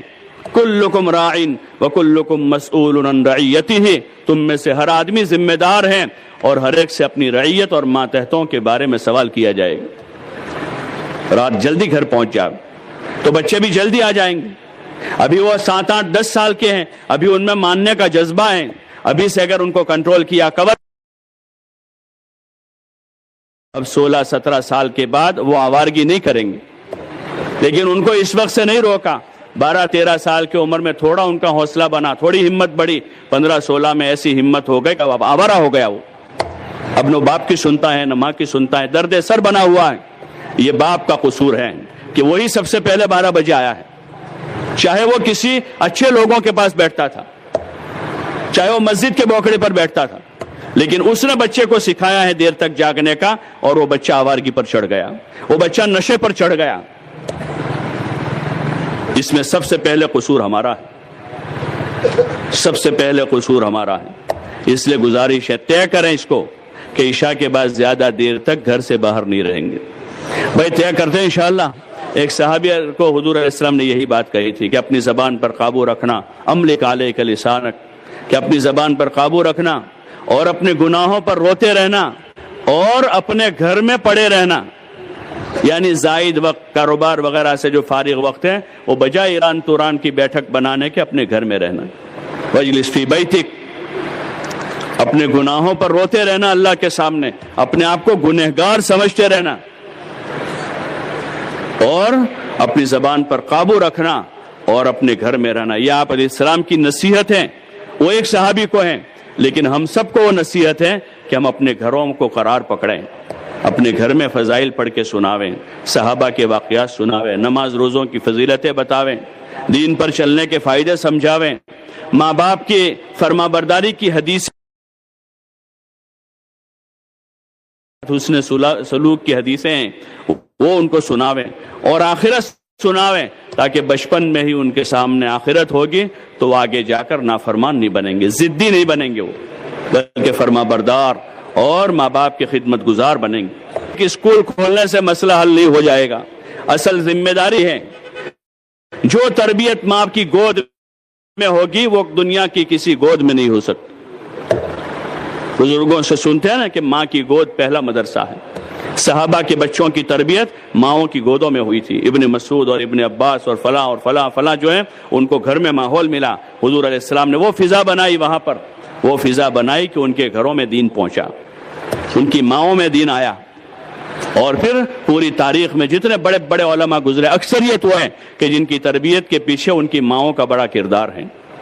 اس ماں کو ماں ہی نہیں رہنے دیا، اس ماں کو ماں نہیں رہنے دیا، اس بیوی کو بیوی نہیں رہنے دیا، باپ نے اس کو بیٹی نہیں بنایا ہے، پتہ نہیں اس کو کیا کیا بنا دیا، بیٹی بننے سے بچا لیا اس کو، اور شوہر نے اس کو پتہ نہیں کیا بنایا، بیوی نہیں بنایا ہے، اس کو آوارہ بنا دیا، اور اس کو ماں نہیں رہنے دیا، پتہ نہیں اس کو کیا بنایا ہے۔ اس کو ماں بنا دیں، بیٹی کو بیٹی بنا دیں، اور بیوی کو بیوی بنا دیں۔ جب وہ بیوی بن جائے گی مسئلہ حل ہو جائے گا۔ اس کی محنت کریں، باپ کے ذمہ ہے کہ وہ کوشش کریں کہ بیٹی بیٹی بن جاوے، اور جب اس کو رخصت کریں تو اس کو بیوی بنا کے رخصت کریں اس کے شوہر کی، اور جب وہ شوہر کے پاس آ جاوے تو اب اس کو بچوں کی ماں بنانے کی کوشش کریں کہ یہ میری اولاد کی، میری نسل کی ماں ہے یہ۔ اگر وہ صحیح معنوں میں ماں بن گئی تو اب ان بچوں کی تربیت جو ہے بہترین تربیت ہو جائے گی۔ ابھی پتہ نہیں کیا کیا بنانے کی کوشش ہے، ابھی تو بچی ہے چھوٹی، ابھی سے ماں باپ مشورہ کر رہے ہیں کہ اس کو یہ بنائیں گے، اس کو وہ بنائیں گے، وہ بنائیں گے، اس کو بیٹی نہیں رہنے دینی ہے، اس کو آوارہ بنانا ہے۔ یہ ماں باپ کا مشورہ ہے، لیکن اس کو ایسی جگہوں پر بھیجنا ہے جہاں یہ آوارگی سیکھنے والی ہے، وہاں اور کچھ ہے ہی نہیں اس کے علاوہ۔ اور شوہر کے ہاتھ لگی ہے تو اب وہ اس کو پتہ نہیں کیا بنانے کے چکر میں ہے، اور جب بچے ہوتے ہیں تو وہ سمجھتا ہے کہ یہ ماں بن جاوے۔ وہ تو پہلے دن سے ہنی مون پر ہیں، پہلے دن سے ہنی مون پر ہیں، پہلی رات خدا سے بیزاری کے ساتھ گزاری ہے، خدا کی نافرمانی کے ساتھ گزاری ہے، حضور علیہ السلام کی سنتوں کا جنازہ نکال کے شادی کی ہے، خدا کے دشمنوں کو راضی کیا ہے۔ یہ بیوی بنے گی اس کے گھر میں آ کر، اس کی بنیادوں میں خدا کی نافرمانی ہے، اپنے رسول صلی اللہ علیہ وسلم سے عداوت کی اس نے تو ثبوت دیا ہے، تو اب یہ کیا بیوی بن کے رہے گی اس کے پاس؟ حضور علیہ السلام کی سیرت میں پڑھیں گے کہ حضور علیہ السلام اپنے جہاد کے سفروں میں اور حج عمرے کے سفر میں تو ازواج مطہرہ ساتھ میں ہے، لیکن کوئی ایک قصہ آپ کی سیرت میں نہیں ملے گا جس میں حضور علیہ السلام کسی نکاح کے بعد اپنی بیوی کو لے کر کہیں طائف گھومنے گئے ہو یا مکہ مدینہ کہیں گھومنے گئے ہو، کوئی ایک واقعہ نہیں ملے گا اس میں۔ آپ نے معاشرت گھر میں سمجھائی ہے، بیوی سے محبت کمرے میں کرنے کی ہے، اس کو بائک پہ بٹھا کے محبت نہیں کرنی ہوتی، اس سے تو حضور نے منع کیا ہے۔ اس کو کمرے میں محبت دو، اس کو گھر میں لا کر کھانا دو، اس کے گھر میں لا کر کپڑا دو، اور اس کو کمرے میں محبت دو۔ آوارگی کرنے کو سکھایا کیا اسلام نے؟ اس سے تو حضور نے منع کیا ہے، بے حیائی سے آپ نے منع کیا ہے۔ ایک واقعہ ہے جس میں حضور علیہ الصلوۃ والسلام نے وہ حبشیوں کا کھیل حضرت عائشہ کو اپنے گھر میں دکھایا تھا. وہ اپنے گھر کے کمرے میں تھی, وہ لڑکے کھیل رہے تھے, تو حضرت عائشہ رضی اللہ عنہ کو کہا دیکھو یہ کھیل رہے ہیں, تو دیکھ. حضرت عائشہ نے حضور علیہ السلام کے کندھے پر تھوڑی رکھ کر وہ دیا, اور وہاں پر وہ کھیل انہوں نے دیکھا ہے. ایک دو واقعات وہ ہیں جس میں میدان میں تھے, باہر تھے, مدینے میں نہیں تھے, تو وہاں حضور علیہ السلام نے ان کے ساتھ دوڑ لگائی ہے. کوئی سوئمنگ پول میں لے کر گئے تھے کیا؟ یہاں آوارگی ہو رہی ہے, اور اس سے استدلال لوگ کریں کہ حضور علیہ السلام نے بھی ریس لگائی تھی حضرت عائشہ کے ساتھ, اور حضور علیہ السلام نے بھی حبشیوں کا کھیل دکھایا تھا, اور حضور علیہ السلام نے بھی پورے مدینے کا ولیمہ کیا تھا. آپ کے 11 نکاح ہوئے ہیں, اور آپ نے اپنی 4 بیٹیوں کے نکاح کیے ہیں. آپ کے کسی ایک ولیمے میں ثبوت نہیں ملے گا جس میں لڑکے لڑکوں کا اختلاط ہوا ہو. ہاں, آپ علیہ السلام امت کے نبی تھے, مدینے کے ایک مشفق باپ تھے, مدینہ کے چھوٹے بچوں کے آپ دادا تھے, مدینہ کی بیواؤں اور یتیموں کے آپ باپ کی طرح ہوتے تھے. ایک موقع پر آپ کو وسعت تھی تو آپ نے ولیمے میں آپ نے پورے مدینے کو کھانا کھلایا. آپ نے اپنی بیٹی حضرت فاطمہ کو رخصت کیا, جہیز دیا تھا آپ نے تو ان کو ضرورت کا سامان دیا تھا. حضرت علی رضی اللہ تعالیٰ عنہ آپ کے گھر میں پلے بڑے تھے. حضرت علی کے والد نہیں تھے وہاں, اور حضرت علی کی والدہ تھی, بچپن سے وہ آپ کے پاس تھے, آپ کے ساتھ پلے بڑے تھے. آپ نے جب اپنی بیٹی سے نکاح کیا, دیکھا کہ علی تو فقیر ہے, ان کے پاس تو کچھ ہے نہیں, مہر کے پیسے نہیں تھے, حضرت عثمان سے قرضہ لیا, اور پھر حضور علیہ السلام اپنی بیٹی کو رخصت کیا تو ان کو بستر اور کچھ ضروری ساز و سامان, چکی وغیرہ دیا. وہ ان کی ضرورت کا سامان تھا, وہ جہیز نہیں تھا. یہ حضور علیہ السلام کی یعنی آپ کی معاشرت کی بنیادیں ہیں. اس میں حیا ہے, اس میں سادگی ہے, اس میں آوارگی نہیں ہے, اس میں عیاشی نہیں ہے, اس میں فضول خرچی نہیں ہے, اس میں فیشن پرستی نہیں ہے. یہ سارا حضور علیہ السلام کے دشمنوں کا معاشرہ ہے, جس میں آوارگی ہے, عیاشی ہے, ہاتھ میں ہاتھ ڈال کر بیوی کو لے کر گھومنا ہے, اور بچیوں کو برہنہ لے کر باپ لے کر گھوم رہا ہے. یہاں تو غیرت کا, سب سے پہلے تو غیرت کی چادر ڈالی ہے, پھر اس کے بعد کپڑے کی چادر ڈالی جاتی ہے. پہلے حیا کا پردہ پہنایا ہے, پھر اس کے اوپر برقع پہنایا ہے, کہ اگر وہ برقع بھی ہوا سے اڑے گا تو پکڑے رکھے گی, کیونکہ اندر حیا ہے. یہ حضور کا معاشرہ ہے. اس محنت سے, اس گھر کی تعلیم سے چاہا جا رہا ہے کہ ہماری بیٹیوں بچیوں کے دل میں حضرت زینب, حضرت رقیہ, حضرت ام کلثوم و فاطمہ کی محبت پیدا ہو جاوے, اللہ ان سے راضی ہو جاوے. اور ہماری بیویوں کے دلوں میں حضرت خدیجہ, حضرت عائشہ رضی اللہ عنہ کی محبت پیدا ہو, تاکہ بڑی عمر کی خاتون بیوی بن کر ہیں, اس کے سامنے حضرت خدیجہ کی زندگی اس کے سامنے نمونہ بنے کہ وہ کیسے شوہر کے لیے مددگار بنے اور اپنے شوہر کے کندھے سے کندھا ملاوے. وہ حضرت خدیجہ سکھا رہی ہے. اور جوان بیوی ہے تو حضرت عائشہ کو نمونہ بناوے کہ کیسے حضرت عائشہ رضی اللہ عنہا نے حضور صلی اللہ علیہ وسلم کا ساتھ دیا مشکل حالات میں. بدر, احد, حمراء الاسد, یہ سارے معرکے ہوئے, اور آپ صلی اللہ علیہ وسلم کتنے مشغول رہے, ان کے جوانی کے کیا جذبات تھے جس کو انہوں نے دبایا ہے, اور حضور علیہ السلام کا ساتھ دیا. اور پھر آپ کی نبوت میں آپ کا جو نبوت کا علم ہے اس کو اٹھایا, اور اپنی حیاتی تک پوری, اور وہ حضور صلی اللہ علیہ وسلم والے مبارک علم کی خدمت کرتی رہی, اور آپ کا علم پہنچایا دنیا میں. یہ ہے شوہر سے کندھا ملانے کا مطلب. شوہر سے کندھا ملانے کا یہ مطلب ہے کہ بائک میں اس کے پیچھے کندھا ملا کے وہ بیٹھے گی, اور کار میں آگے کی سیٹ پر بغیر پردے کے بیٹھے گی وہ, اور ہوٹل میں اپنے شوہر کے روبرو ہو کر ایسے کھانا کھائے گی وہ. حیا مر چکی ہے. یہ بے غیرت ہے شوہر بھی, بے غیرت شوہر ہے جو اپنی بیوی کو ہوٹل میں لے کے بیٹھا ہے, اور اپنی بیوی کو بائک پر پیچھے بٹھا کے گویا کہ ایک شو روم بنا کر بائک کو پورے محلے میں گھما رہا ہے. غیرت مری ہوئی ہے. حضور علیہ السلام کی معاشرت کی بنیادوں میں حیا ہے. حیا مردوں کے لیے بھی حیا ہے. مردوں سے بھی کہا قل للمؤمنین یغضوا من ابصارہم ویحفظوا فروجہم. عورتوں سے بھی کہا قل للمؤمنات یغضضن من ابصارہن ویحفظن فروجہن. حیا کے ساتھ رہے, نظریں جھکائے رکھیں, نظر نیچی رکھیں, اور حیا کے ساتھ رہیں. یہ آپ کی معاشرت کی بنیادوں میں, ایسے سادگی آپ کی معاشرت کی بنیاد. آپ چاہتے تو دنیا بھر سے بہترین زیور لا کر ان کو پہنا سکتے تھے, حضرت عائشہ جوان تھی، بہترین زیور لا کر پہنا سکتے تھے، لیکن آپ نے اس کو پسند نہیں کیا۔ ہاں، جو معمولی عرف کے کچھ زیور، کچھ کپڑے وغیرہ انہوں نے پہنے ہیں، لیکن آپ نے وہ چیزیں پسند نہیں کی جو دنیا میں بہت زیادہ ٹیپ ٹاپ کے ساتھ رائج تھی، بلکہ اس موقع پر جب ازواج مطہرات کی طرف سے ان کو ایک طرح سے ایسا گمان ہوا کہ پہلے تو چونکہ غربت تھی، زیادہ تھا نہیں، اس لیے حضور علیہ السلام اس کو پسند کرتے تھے کہ ہم سادگی کے ساتھ رہیں۔ اب چونکہ فتوحات ہو چکی ہے، خیبر فتح ہو گیا، خوب مال آیا اور حضور نے بہت لوگوں کو دیا ہے، اب ہو سکتا ہے کہ ہمارے لیے بھی گنجائش ہو گئی ہوگی، تو ازواج مطہرات نے مطالبہ کیا، حضور صلی اللہ علیہ وسلم کی خدمت میں معروضہ پیش کیا کہ یا رسول اللہ آپ کچھ اضافہ کر دیجئے، تو حضور علیہ السلام نے اس کو پسند نہیں کیا، آپ ناراض ہو گئے، آپ نے جدائی اختیار کر لی کچھ دنوں کے لیے، یہاں تک اللہ تعالیٰ نے ازواج مطہرات کو اختیار دے دیا کہ اگر تم یہ چاہتی ہو، تمہاری منشا یہ ہے کہ اس طرح سے رہو، تو پھر آپ ہمارے نبی سے علیحدگی اختیار کر لو۔ حضرت فاطمہ کا جہیز اور حضور کا مدینے کا ولیمہ، اور آدمی تفاخر کے طور پر مرد و عورتوں کو جمع کریں اور کروڑوں روپے کا اسراف کریں اور حضور علیہ السلام کی شریعت پر بدنما داغ لگاویں اور پھر حضور کی سیرت سے استدلال کریں، اللہ کے واسطے اپنے نبی کو بدنام نہ کریں۔ ہم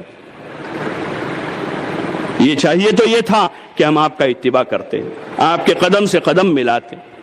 یہ محنت اس لیے ہے کہ گھر گھر جا کر حضور کی سنتیں بتانی ہیں اور حضور علیہ السلام کی زندگی کا صحیح طریقہ سمجھانا ہے کہ آوارگی اسلام میں نہیں ہے، عیاشی اسلام میں نہیں ہے، دور دور تک اس کا اسلام سے کوئی تعلق نہیں۔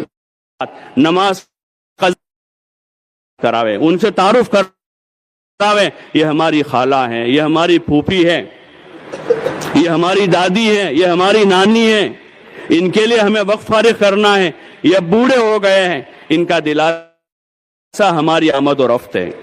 ہم مہینے میں ادھر ادھر گھومنے جائیں گے، اس سے بہتر ہے کہ ہم ان کا دلاسا 50,000 روپے گھومنے میں خرچ، اس کا سال بھر کا گزارا ہو جائے گا، لاکھ 2 لاکھ۔ حضور علیہ السلام والی معاشرت ہے، اس میں حکایات صحابہ جو حکایت صحابہ، اس میں ان کی عبادت ہے، ان کا زہد ہے، ان کا جہد ہے، ان کا تقویٰ ہے، اس کی ضرورت ہے کہ گھر گھر میں پڑھی جاوے۔ اس لیے سب نیت کریں کہ انشاءاللہ ان فضائل کی کتابوں کو اپنے گھروں میں پڑھیں گے انشاءاللہ، اور اپنے گھروں میں کلام پاک کی تلاوت کریں۔ ہاں، وہ اصل اساس ہیں، وہ وحی ہے، اللہ کا علم ہے، وہ اس میں دستور حیات ہیں۔ اللہ کرے کہ آگے جا کر ہمیں اس کو سمجھنے کی توفیق ہو جائے۔ صبح شام اللہ کا ذکر کریں، گھر کی معاشرت میں حیا والی فضا بناویں۔ حضور علیہ السلام نے تو یہاں سے پابندیاں لگانا شروع کی کہ بچے سمجھدار ہو جاوے، 7-8 سال کی عمر ہو جاوے، ان کے بستر الگ کر دو۔ 2 لڑکے ہیں تو 2 لڑکوں کے بھی بستر الگ کرو، اور 2 لڑکیاں ہیں تو 2 لڑکیوں کے بھی بستر الگ کر دو۔ 7 سال کی عمر ہو جاوے، ان کو نماز کا حکم دو۔ 10 سال کی عمر میں نماز نہ پڑھے تو تنبیہ کرو تاکہ نماز کے عادی ہو جاوے۔ لڑکا ابھی بالغ ہوگا 14-15 سال میں، تب فرض ہوگی، ابھی سے اس کو عادی بنا رہے ہیں تاکہ جب فرض ہو وہاں تک میں یہ پورا اچھا نمازی ہو۔ لڑکی مراہقہ ہو جاوے، تب سے حضور نے تعلیم دی کہ اس کو پردہ کروا دو، ابھی بالغ نہیں ہوئی ہے، بالغ ہونے کے قریب ہے، 6 مہینے میں 8 مہینے میں سال کے بعد بالغ ہونے والی ہے، ابھی سے اس کو بتاؤ کہ تیرا چچا زاد بھائی ہے، یہ ماموزاد کہلاتا ہے، یہ پھوپھی زاد ہے، خالہ زاد ہے، اس کو عرف میں بھائی کہتے ہیں، لیکن یہ بھائی نہیں ہے، یہ بھائی ہیں۔ ان کے ساتھ اب بے تکلف بات نہیں کرنی ہے، اب یہ آوے تو تم کو گھر کے اندر چلے جانا ہے، کیونکہ یہ تمہارے محرم نہیں ہے، یہ غیر محرم ہے سب۔ یہ 8 سال کی بچی کو یہ سمجھانا ہے کہ بچی کو یہ سمجھانا ہے کہ سر پہ دوپٹہ رکھنا ہے، ابھی بالغ نہیں ہوئی ہے، ابھی سے اس کو سمجھانا ہے کہ ابھی تک تو وہ نہ سر پر دوپٹہ تھا، نہ زیادہ کپڑوں کا اہتمام تھا، اس طرح چل رہی تھی، اب اس کو کہ اب بیٹا اب تم کو کپڑا پورا پہننا ہے، پوری آستینیں ہوگی، کپڑا موٹا ہوگا، ازار چوڑی ہوگی، تنگ ازار نہ ہو، سر کھلا نہ ہو، غیر محرم کے سامنے جانا نہ ہو، چاہے وہ غیر محرم مولانا کی شکل میں مدرسے میں بیٹھے ہیں، وہ بھی غیر محرم ہیں، وہ قرآن پڑھانے والے ہیں، اب اس کو ابھی سے کہیں کہ اب وہ غیر محرم ہے، اب تمہاری تعلیم وہاں سے پوری کر کے اب کسی عورت کے پاس، کسی عالمہ فاضلہ کے پاس جو قرآن شریف کو جانتی ہے، ان کے پاس تمہاری تعلیم کا انتظام کرنا ہے۔ چاہے اس کے لیے کچھ خرچہ زیادہ ہو جاوے، کہ ابھی سے اس کو یہ احساس دلایا جا رہا ہے یہ لڑکی انشاءاللہ بڑی ہو کر باحیا ہوگی، با پردہ ہوگی۔ اس لیے گزارش ہے کہ اپنے گھروں میں اسلامی معاشرت کو جگہ دیں۔ ہاں، ایران توران میں اپنی زندگیوں کو ضائع نہ کریں۔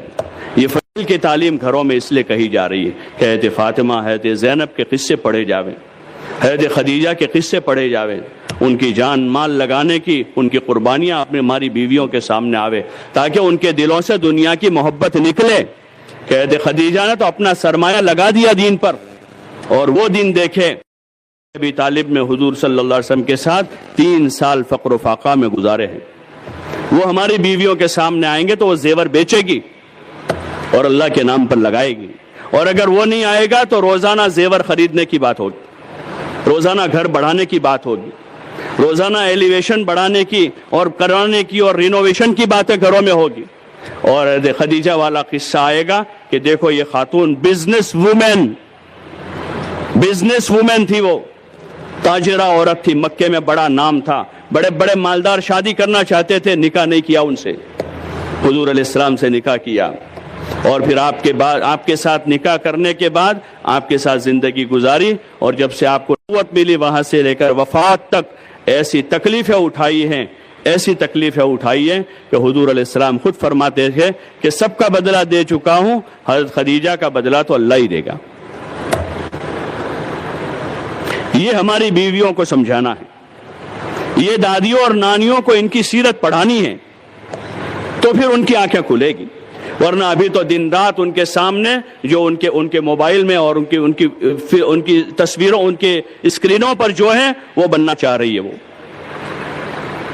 فضائل کے حلقے اس لیے کروا رہے ہیں کہ صحابہ کی سیرت گھروں میں زندہ ہو جاوے، ازواج مطہرات کو پہچان لے ہماری بیویاں اور ہماری بچیاں، ہماری پوتیاں، ہماری نواسیاں، حضرت عائشہ اور حضرت زینب اور حضرت ام کلثوم اور حضرت صفیہ، ان کی مبارک زندگیاں ان کے سامنے آوے، ان کی عبادت، ان کا زہد، ان کا تقوی۔ حضرت شیخ نے امہات المومنین کا ذکر کیا ہے، مختصر تذکرے میں ان کے حالات زندگی بیان کیے ہیں کہ ان کی خصوصی صفت کیا تھی۔ کسی کی صفت تھی کہ زیادہ عبادت کرنے والی تھی، کسی کی صفت تھی زیادہ صدقہ دینے والی تھی، کوئی بڑی بہادر تھی، کوئی بڑی علم والی تھی۔ یہ جب ان کے سامنے آئے گا تو ان کے جذبات یہ بنیں گے کہ ہم بھی نماز پڑھیں، روزہ رکھیں، عبادت کریں، دعا کریں، اپنے شوہروں کی خدمت کریں۔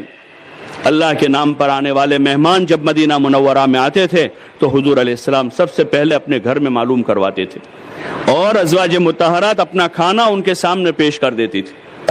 بعض واقعات ایسے ہوئے کہ حضور علیہ السلام نے سب گھروں میں معلوم کیا، سب گھروں سے آواز آئی کہ ہمارے پاس کچھ نہیں ہے، گھر میں کچھ نہیں ہے۔ امام الانبیاء کے گھر ہے یہ، جن کو شادی بیاہ میں پیش کرتے ہیں نا ولیمہ اور جہیز، یہ ان کے گھروں کی آواز ہے کہ کسی گھر میں کچھ نہیں ہے۔ تو پھر آپ صحابہ سے کہتے کہ بھائی ہمارے ہاں تو کچھ ہے نہیں، کسی کے گھر میں کچھ ہو تو بتاؤ، میرے اس مہمان کی مہمان نوازی کون کرے گا؟ یہ بھی قصے ہیں ان کی زندگی، یہ سنانے اپنی بچیوں کو، تاکہ اگر کچھ 19-20 ہے شوہر کے گھر میں صبر کے ساتھ زندگی گزار لیں، نئی ڈیمانڈ نہ کریں۔ جب یہ سادگی آئے گی زندگیوں میں، حیا آئے گی، عبادت کا ذوق آئے گا، دعوت کا مزاج آئے گا، جان و مال خدا کے نام پر لگانے کا جذبہ بنے گا، تو گھر سکون کے ہو جائیں گے۔ اب زیادہ ان کو مالدار بنانے کی ضرورت نہیں ہے۔ حضور علیہ السلام نے آل محمد کے لیے جہاں رزق کا سوال کیا ہے، وہاں آپ صلی اللہ علیہ وسلم نے اللہ تعالیٰ سے دعا کی، اللہم اجعل رزق آل محمد قوتا، کہ یا اللہ آل محمد کو بقدر کفاف روزی دینا۔ زیادہ پیسے آنے سے مسئلہ حل نہیں ہوگا، زیادہ پیسے آنے سے مسئلہ حل نہیں ہوگا۔ جتنے مسئلے زیادہ پیسوں میں ہیں اتنے مسئلے کم پیسوں میں نہیں ہیں، اگر دین نہیں ہے تو۔ اگر دین ہے اور مال ہے تو اس مال سے آخرت بنائے گا آدمی۔ اس لیے پہلی کوشش ہماری یہ ہوگی کہ ہم اپنے بچوں سچا مسلمان بناویں۔ مکاتب چلتے ہیں، بندی کے ساتھ مکاتب میں بھیجیں، اس کو ترجیح دیں دوسری تعلیم پر اس کو ترجیح دیں، قرآن کی تعلیم کو، حضور صلی اللہ علیہ وسلم کی سیرت کی تعلیم کو، اور دین کی تعلیم کو ترجیح دیں. اگر وہ تعلیم انہوں نے لے کر سچے مسلمان بن گئے ہیں اور وہ نیک ہیں تو جو جملہ عمر ابن عبدالعزیز رحمۃ اللہ علیہ نے اپنی اولاد کے بارے میں اپنے سالے کو کہا تھا وہ ہوا یتولی الصالحین، باپ نے اپنی ذمہ داری پوری کر دی کہ اس نے نیک بنا دیا ہے، اللہ نیک لوگوں کا والی ہے. عمر ابن عبدالعزیز بادشاہت کی کرسی پر تھے اور میراث میں بہت معمولی مال چھوڑا تھا، بہت معمولی مال چھوڑا. ان کو کسی نے کہا کہ آپ نے کچھ نہیں چھوڑا، تو انہوں نے کہا میں نے اپنے بچوں کو نیک بنایا ہے اور نیکوں کا اللہ والی ہے. پہلے نیک بنانے کی کوشش کریں، نیک بن گئے اس کے بعد کچھ نہیں بنے کوئی حرج نہیں ہے، وہ ضائع نہیں ہوں گے انشاءاللہ. نیکوں کی اولاد کو خدا ضائع نہیں کرتا تو جو خود نیک ہو گئے ان کو کیسے ضائع کرے گا؟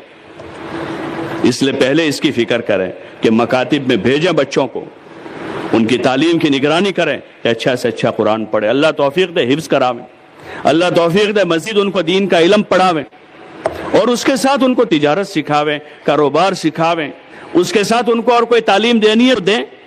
لیکن وہ اسلام کھو کر دہریہ بن کے ڈاکٹر بنے گا، کیا کرے گا؟ جس ماحول میں ہم بھیج رہے ہیں، جس ماحول میں ہم بھیج رہے ہیں، کیا ضمانت ہے وہاں؟ کیا ضمانت ہے ان کے اسلام و ایمان کی؟ کیا ضمانت ہے ان کے دین اور تقوی کی؟ ارے ایمان خطرے میں ہے، ایمان خطرے میں ہے اس ماحول میں جس ماحول میں ہم روزانہ صبح تیار کر کے اپنی 5 سال کی 6 سال کی بچی کو بھیج رہے ہیں. جہاں لڑکے کے لیے یونیفارم کی ہے اور لڑکی کے لیے چڈی رکھی ہے، وہاں بھیج رہے ہیں اس کو. بڑے یعنی حقوق انسانی کے دعوے دار ہیں اور وہاں اسکٹ ہے، سردی کے موسم میں بھی، سردی کے موسم میں اسکٹ ہے اور حقوق انسانی کے دعوے دار ہیں. لڑکا پتلون پہن کے آئے گا اور لڑکی جو صنفیں نازک ہیں، کمزور ہیں، اس کے یونیفارم میں وہ رکھا ہے. یہ ہمدردی، یہ خیرخواہی ہے؟ کیا ہمیں ان آنکھوں سے نظر نہیں آ رہا ہے کہ وہاں ایمان کا خطرہ ہے، وہاں اس کے اسلام کا خطرہ ہے، وہاں اس کی اطاعت کا خطرہ ہے کہ یہ ماں باپ کی بیٹی، جیسے میں نے عرض کیا، یہ بیٹی بننے نہیں جا رہی ہے، باپ کے ذمہ تھا کہ اس کو بیٹی بنا دے. بیٹی بنانے کا طریقہ حضور نے سکھایا ہے. یہ بہو بننے نہیں جا رہی ہے، بہو بنانے کا طریقہ حضور نے بتایا تھا. یہ ماں بننے نہیں جا رہی ہے، یہ کچھ اور بننے جا رہی ہے. اس لیے گزارش ہے، درخواست ہے کہ ذرا ہم ہوش کے ناخن لیں اور ایک ماحول، حضور علیہ السلام سے بڑا خیر خواہ قیامت تک کوئی نہیں آئے گا، صرف ہمارا نہیں پوری انسانیت کا. آپ پوری انسانیت کے خیر خواہ ہیں، آپ رحمت للعالمین ہیں. آپ کے طریقوں کی طرف جتنا لوٹیں گے اتنی ہماری دنیا بنے گی، اتنی ہماری آخرت بنے گی. صحابہ نے حضور کی اطاعت کر لی، آپ کی بات مان لی، خدا نے پوری دنیا کو ان کے قدموں میں ڈال دیا. قیصر اور کسریٰ کے خزانے وہاں گئے اور اللہ نے پورا نظام ان کے سپرد کر دیا کہ اب آپ چلائیے. دنیا کی قومیں آ گئی کہ آپ بھلے لوگ ہیں، آپ بھلے لوگ ہیں. صرف خالی 2 روٹی 2 بوٹی کا مسئلہ نہیں ہے، خالی کوئی ایک ادارہ چلانے کا مسئلہ نہیں ہے. خدا پوری دنیا کا نظام سپرد کرے گا، خدا پوری دنیا چلانے کا نظام سپرد کرے گا، لیکن وہ اس وقت ہوگا کہ جب ہم خدا کے نظام کو اپنی زندگی میں داخل کر لیں. ہم خدا کے نظام کو، ہم حضور والے مبارک طریقوں کو اپنی بستی محلوں میں داخل کر دیں. اس لیے مسجد وار جماعت کی محنت ہے، یہ مقامی محنت معمولی چیز نہیں ہے. اس کے لیے محلے کے عمومی گشت ہیں کہ عمومی ماحول بنانے کے لیے ہفتے میں ایک دن مسلمان مسجد میں جمع ہو جاوے اور 10 کی جماعتیں بنا کر پورے محلے میں پھیل جاوے اور ایک مسلمان سے ہاتھ جوڑ لے، پیر پڑ جاوے. خوشامد کرنے کا نام گشت ہے کہ جو غفلت میں جی رہے ہیں، اللہ سے غافل ہیں، نماز سے دور ہیں، ماں باپ کے نافرمان ہیں اور جوا میں، سٹے میں، چوری میں، ڈکیتی میں زندگی برباد کر رہے ہیں، مسجد سے دور ہیں، ان کے پاس جا کر ہاتھ جوڑ لیے جائے کہ بھائی صاحب بس کرو، یہ آپ کے لیے بھی اچھا نہیں ہے. اللہ کے سامنے کھڑا ہونا ہے، اس کا نام گشت ہے. حضرت مولانا الیاس صاحب فرماتے تھے گشت کرنا گداگروں سے سیکھیں. بھکاری ہوتے ہیں نا، بھیک مانگنے والے، ان سے گشت کرنا سیکھے. وہ لوگوں سے بھیک مانگتے ہیں، بھائی صاحب کچھ دے دو، وہ کہتا آگے جاؤ، ارے اللہ کے واسطے کچھ، ارے بھائی جنوں کے پاس جا کر ان کی خوشامد، وہ پسند نہیں کر رہے، عاجزی کریں گے، ہاتھ جوڑ لیں گے، کیونکہ وہ گناہوں میں ڈوبے ہوئے ہیں. اس لیے دین پسند نہیں ہے، مسجد میں جانا پسند، گناہ مرغوب بن چکے ہیں۔ جیسے نشے والے آدمی کو نشہ مرغوب ہو جاتا ہے، نہ وہ ماں کی سنتا ہے نہ باپ کی سنتا ہے، کیونکہ وہ نشہ اس کا محبوب بن چکا۔ ایسے گناہوں کی غفلت کی زندگی محبوب ہو چکی ہے، تو اس لیے اس کا راستہ یہی ہے کہ ان کی خوشامد کی جاوے۔ جیسے حضور پاک صلی اللہ علیہ وسلم نے مکہ میں 13 سال مکے والوں کی خوشامد کی ہے، ہاتھ جوڑ لیے، من یؤوینی من ینصرنی حتی ابلغ رسالۃ ربی ولہ الجنہ، کون میری مدد کرے گا، کون مجھے ٹھکانہ دے گا تاکہ میں اپنے جاؤں۔ ایک ایک کے پاس گئے، بار بار گئے۔ یہ اس کی نقل ہے کہ تو ہمارے اپنے ہیں، کلمہ پڑھا انہوں نے تو کلمہ گو ہیں، وہ تو کلمہ گو بھی نہیں تھے جن کے پاس آپ در بدر ٹھوکر کھا رہے تھے۔ اس لیے گشتوں کو معمولی نہ سمجھیں، بلکہ اپنی سعادت سمجھیں، اپنی سعادت سمجھیں کہ دنیا کے لیے پتہ نہیں کہاں کہاں کے چکر کاٹ رہے ہیں۔ اللہ کے دین کے خاطر خدا نے موقع دیا ہے کہ ہمارے قدم اللہ کے دین کے لیے اٹھ رہے ہیں۔ اپنے مسلمان بھائیوں کے پاس جانا ہے، ان کی خوشامد کرنی ہے، سمجھانا ہے۔ اور وہ جوار میں بستیاں ہیں، نہ اذان نہ نماز نہ دین کا کوئی علم ہے، وہاں کفر و اسلام کے درمیان میں ہے۔ اگر بڑا جھونکا آ جاوے تو پتہ نہیں کہاں چلے جائیں گے۔ اللہ حفاظت فرماوے ہم سب کی۔ تو اس لیے کوشش کریں دوسرے گشتوں کے ذریعے سے ان علاقوں میں جا کر ان سے تعلق بنائیں گے اسلام کے خاطر۔ مسلمان چاہے سید ہو، پٹھان ہو، یہاں کا ہو، وہاں کا ہو، کلمہ گو ہے، اللہ کا بندہ ہے، حضور کا امتی ہے۔ حضور علیہ السلام اپنی امت کو ان بنیادوں پر چھوڑ کر گئے ہیں۔ آپ نے فرمایا حجۃ الوداع میں کہ نہ کسی عربی کو عجمی پر فضیلت ہے، نہ کسی عجمی کو عربی پر فضیلت ہے، ہاں اللہ کے یہاں معزز تقوی والا ہے، سب ہمارے ہیں۔ ہاں غلط فہمیاں ہو سکتی ہیں کسی کو، صحیح بات سے، صحیح کام سے غلط فہمی ہے، جہالت ہے، لیکن ہم چھوڑیں گے نہیں، بلکہ ہم جاتے رہیں گے، سمجھاتے رہیں گے، کہتے رہیں گے، اچھا سلوک کرتے رہیں گے، بیمار ہیں عیادت کریں گے۔ یہ حق ہے، یہ حق اسلام کا حق ہے، مسلمان کے جو مسلمان پر حق ہے، یہ رشتہ داری کا حق نہیں ہے، یہ تعلقات کی وجہ سے حق نہیں بنتا، یہ پارٹنرشپ کی وجہ سے حق نہیں بنتا، یہ اسلام کا حق ہے کہ مسلمان بیمار ہو اس کی عیادت کی جاوے، اس کا انتقال ہو جاوے جنازے میں شریک ہوا جاوے، راستے میں ملے اس کو سلام کیا جاوے، اگر وہ کھانے کی دعوت دے قبول کی جاوے۔ یہ اسلام کے حقوق میں سے ہے، تو اس لیے سلام کرتے رہیں گے ہم۔ بیمار ہیں عیادت کریں کہ مسلمان ہیں، چاہے سید ہیں، پٹھان ہیں، گجرات کا ہیں، بنگال کا ہیں، بہار کا ہیں، کلمہ گو ہیں، مسلمان بھائی ہیں، غریب ہیں، امیر ہیں، مسلمان ہیں، کلمہ گو ہیں، اللہ کا نام لینے والا ہے، ہمارا بھائی ہے، چاہے وہ نوکر ہیں، غلام ہیں۔ حضور علیہ السلام نے ان کے بھی حقوق بتائے، بلکہ آخری وصیتوں میں اس کی وصیت کی، وما ملکت ایمانکم، کہ جو تمہارے ماتحتی میں ہیں، جو تمہارے دست نگر ہیں، نوکر شاکر ہیں، ان کے بارے میں اچھی وصیت کرتا ہوں۔ تو اس لیے یہ تمیز نہ ہو کہ یہ ہمارا ہے، یہ ہمارا نہیں ہے، یہ پٹھان ہے، یہ سید ہے، یہ فلاں ہے، یہ فلاں ہے۔ حضور علیہ السلام نے ان ساری عصبیتوں کو اپنے پیروں تلے رون دیا اور کہا کہ ساری چیزیں میں نے ختم کر دی ہیں۔ ان اکرمکم عند اللہ اتقاکم، اب تم میں سب سے زیادہ معزز اللہ کے وہاں وہ ہے جو تقوی والا ہے۔ اسی کا یہ کام ہے اور اسی پیغام کو لے کر یہ جماعتیں دنیا بھر میں جاتی ہیں، اور پھر اللہ سے دعا مانگنی ہے۔ اپنے بس کا اپنے آپ کو تھکانا ہے، اپنی جان لگائیں گے، اپنا مال لگائیں گے، اپنے جذبات قربان کریں گے، ہمدردی جتائیں گے، بیماروں کی عیادت کریں گے، مصیبت زدہ لوگوں کی تعزیت کریں گے، اور پھر اس کے ساتھ دعا مانگیں گے۔ جو ہم سے ہو سکتا ہے ہم کریں گے، جو نہیں ہو سکتا ہے وہ نہیں کریں گے، لیکن جتنا ہو سکتا ہے کریں گے، اور مزید اللہ سے دعا کریں گے کہ اللہ تعالیٰ سب کو ہدایت دے دے، اللہ سب کے لیے عافیت کی راہیں کھول دے، اور جتنی دعا کر سکتے ہیں ہم اپنی دعا میں پھر کمی نہیں کریں گے۔ دعوت اور دعا یہ نبیوں کا کام ہے، دعوت دیتے تھے، دعا مانگتے تھے۔ ہم حضور علیہ السلام کے امتی ہیں، اب آپ کے بعد کوئی نیا نبی نہیں ہے، تو اب یہ ذمہ داری ہمارے ذمہ آئے گی۔ اللہ تعالیٰ نے اس امت کو وارث بنایا، حضور علیہ السلام والے علم کا، آپ والے کام کا، تو ہم آپ کے وارث ہیں۔ اس میں امت پر اس طرح محنت کریں گے، اپنے کاروبار کام کاج کے ساتھ ہے پوری ترتیب، تبلیغ میں یہ نہیں کہا جاتا کہ آدمی دھندا چھوڑ دے، کاروبار چھوڑ دے، گھر بار چھوڑ دے، بلکہ ان ساری چیزوں میں رہتے ہوئے روزانہ 2.5 گھنٹہ ہیں، ہفتے میں گشت ہیں، 27 دن اپنے گھر رہے گا اور 3 دن جماعت میں ہیں۔ اگر سال کے 9 چلے تو 8 چلے گھر رہے گا اور 1 چلہ اللہ کے راستے میں۔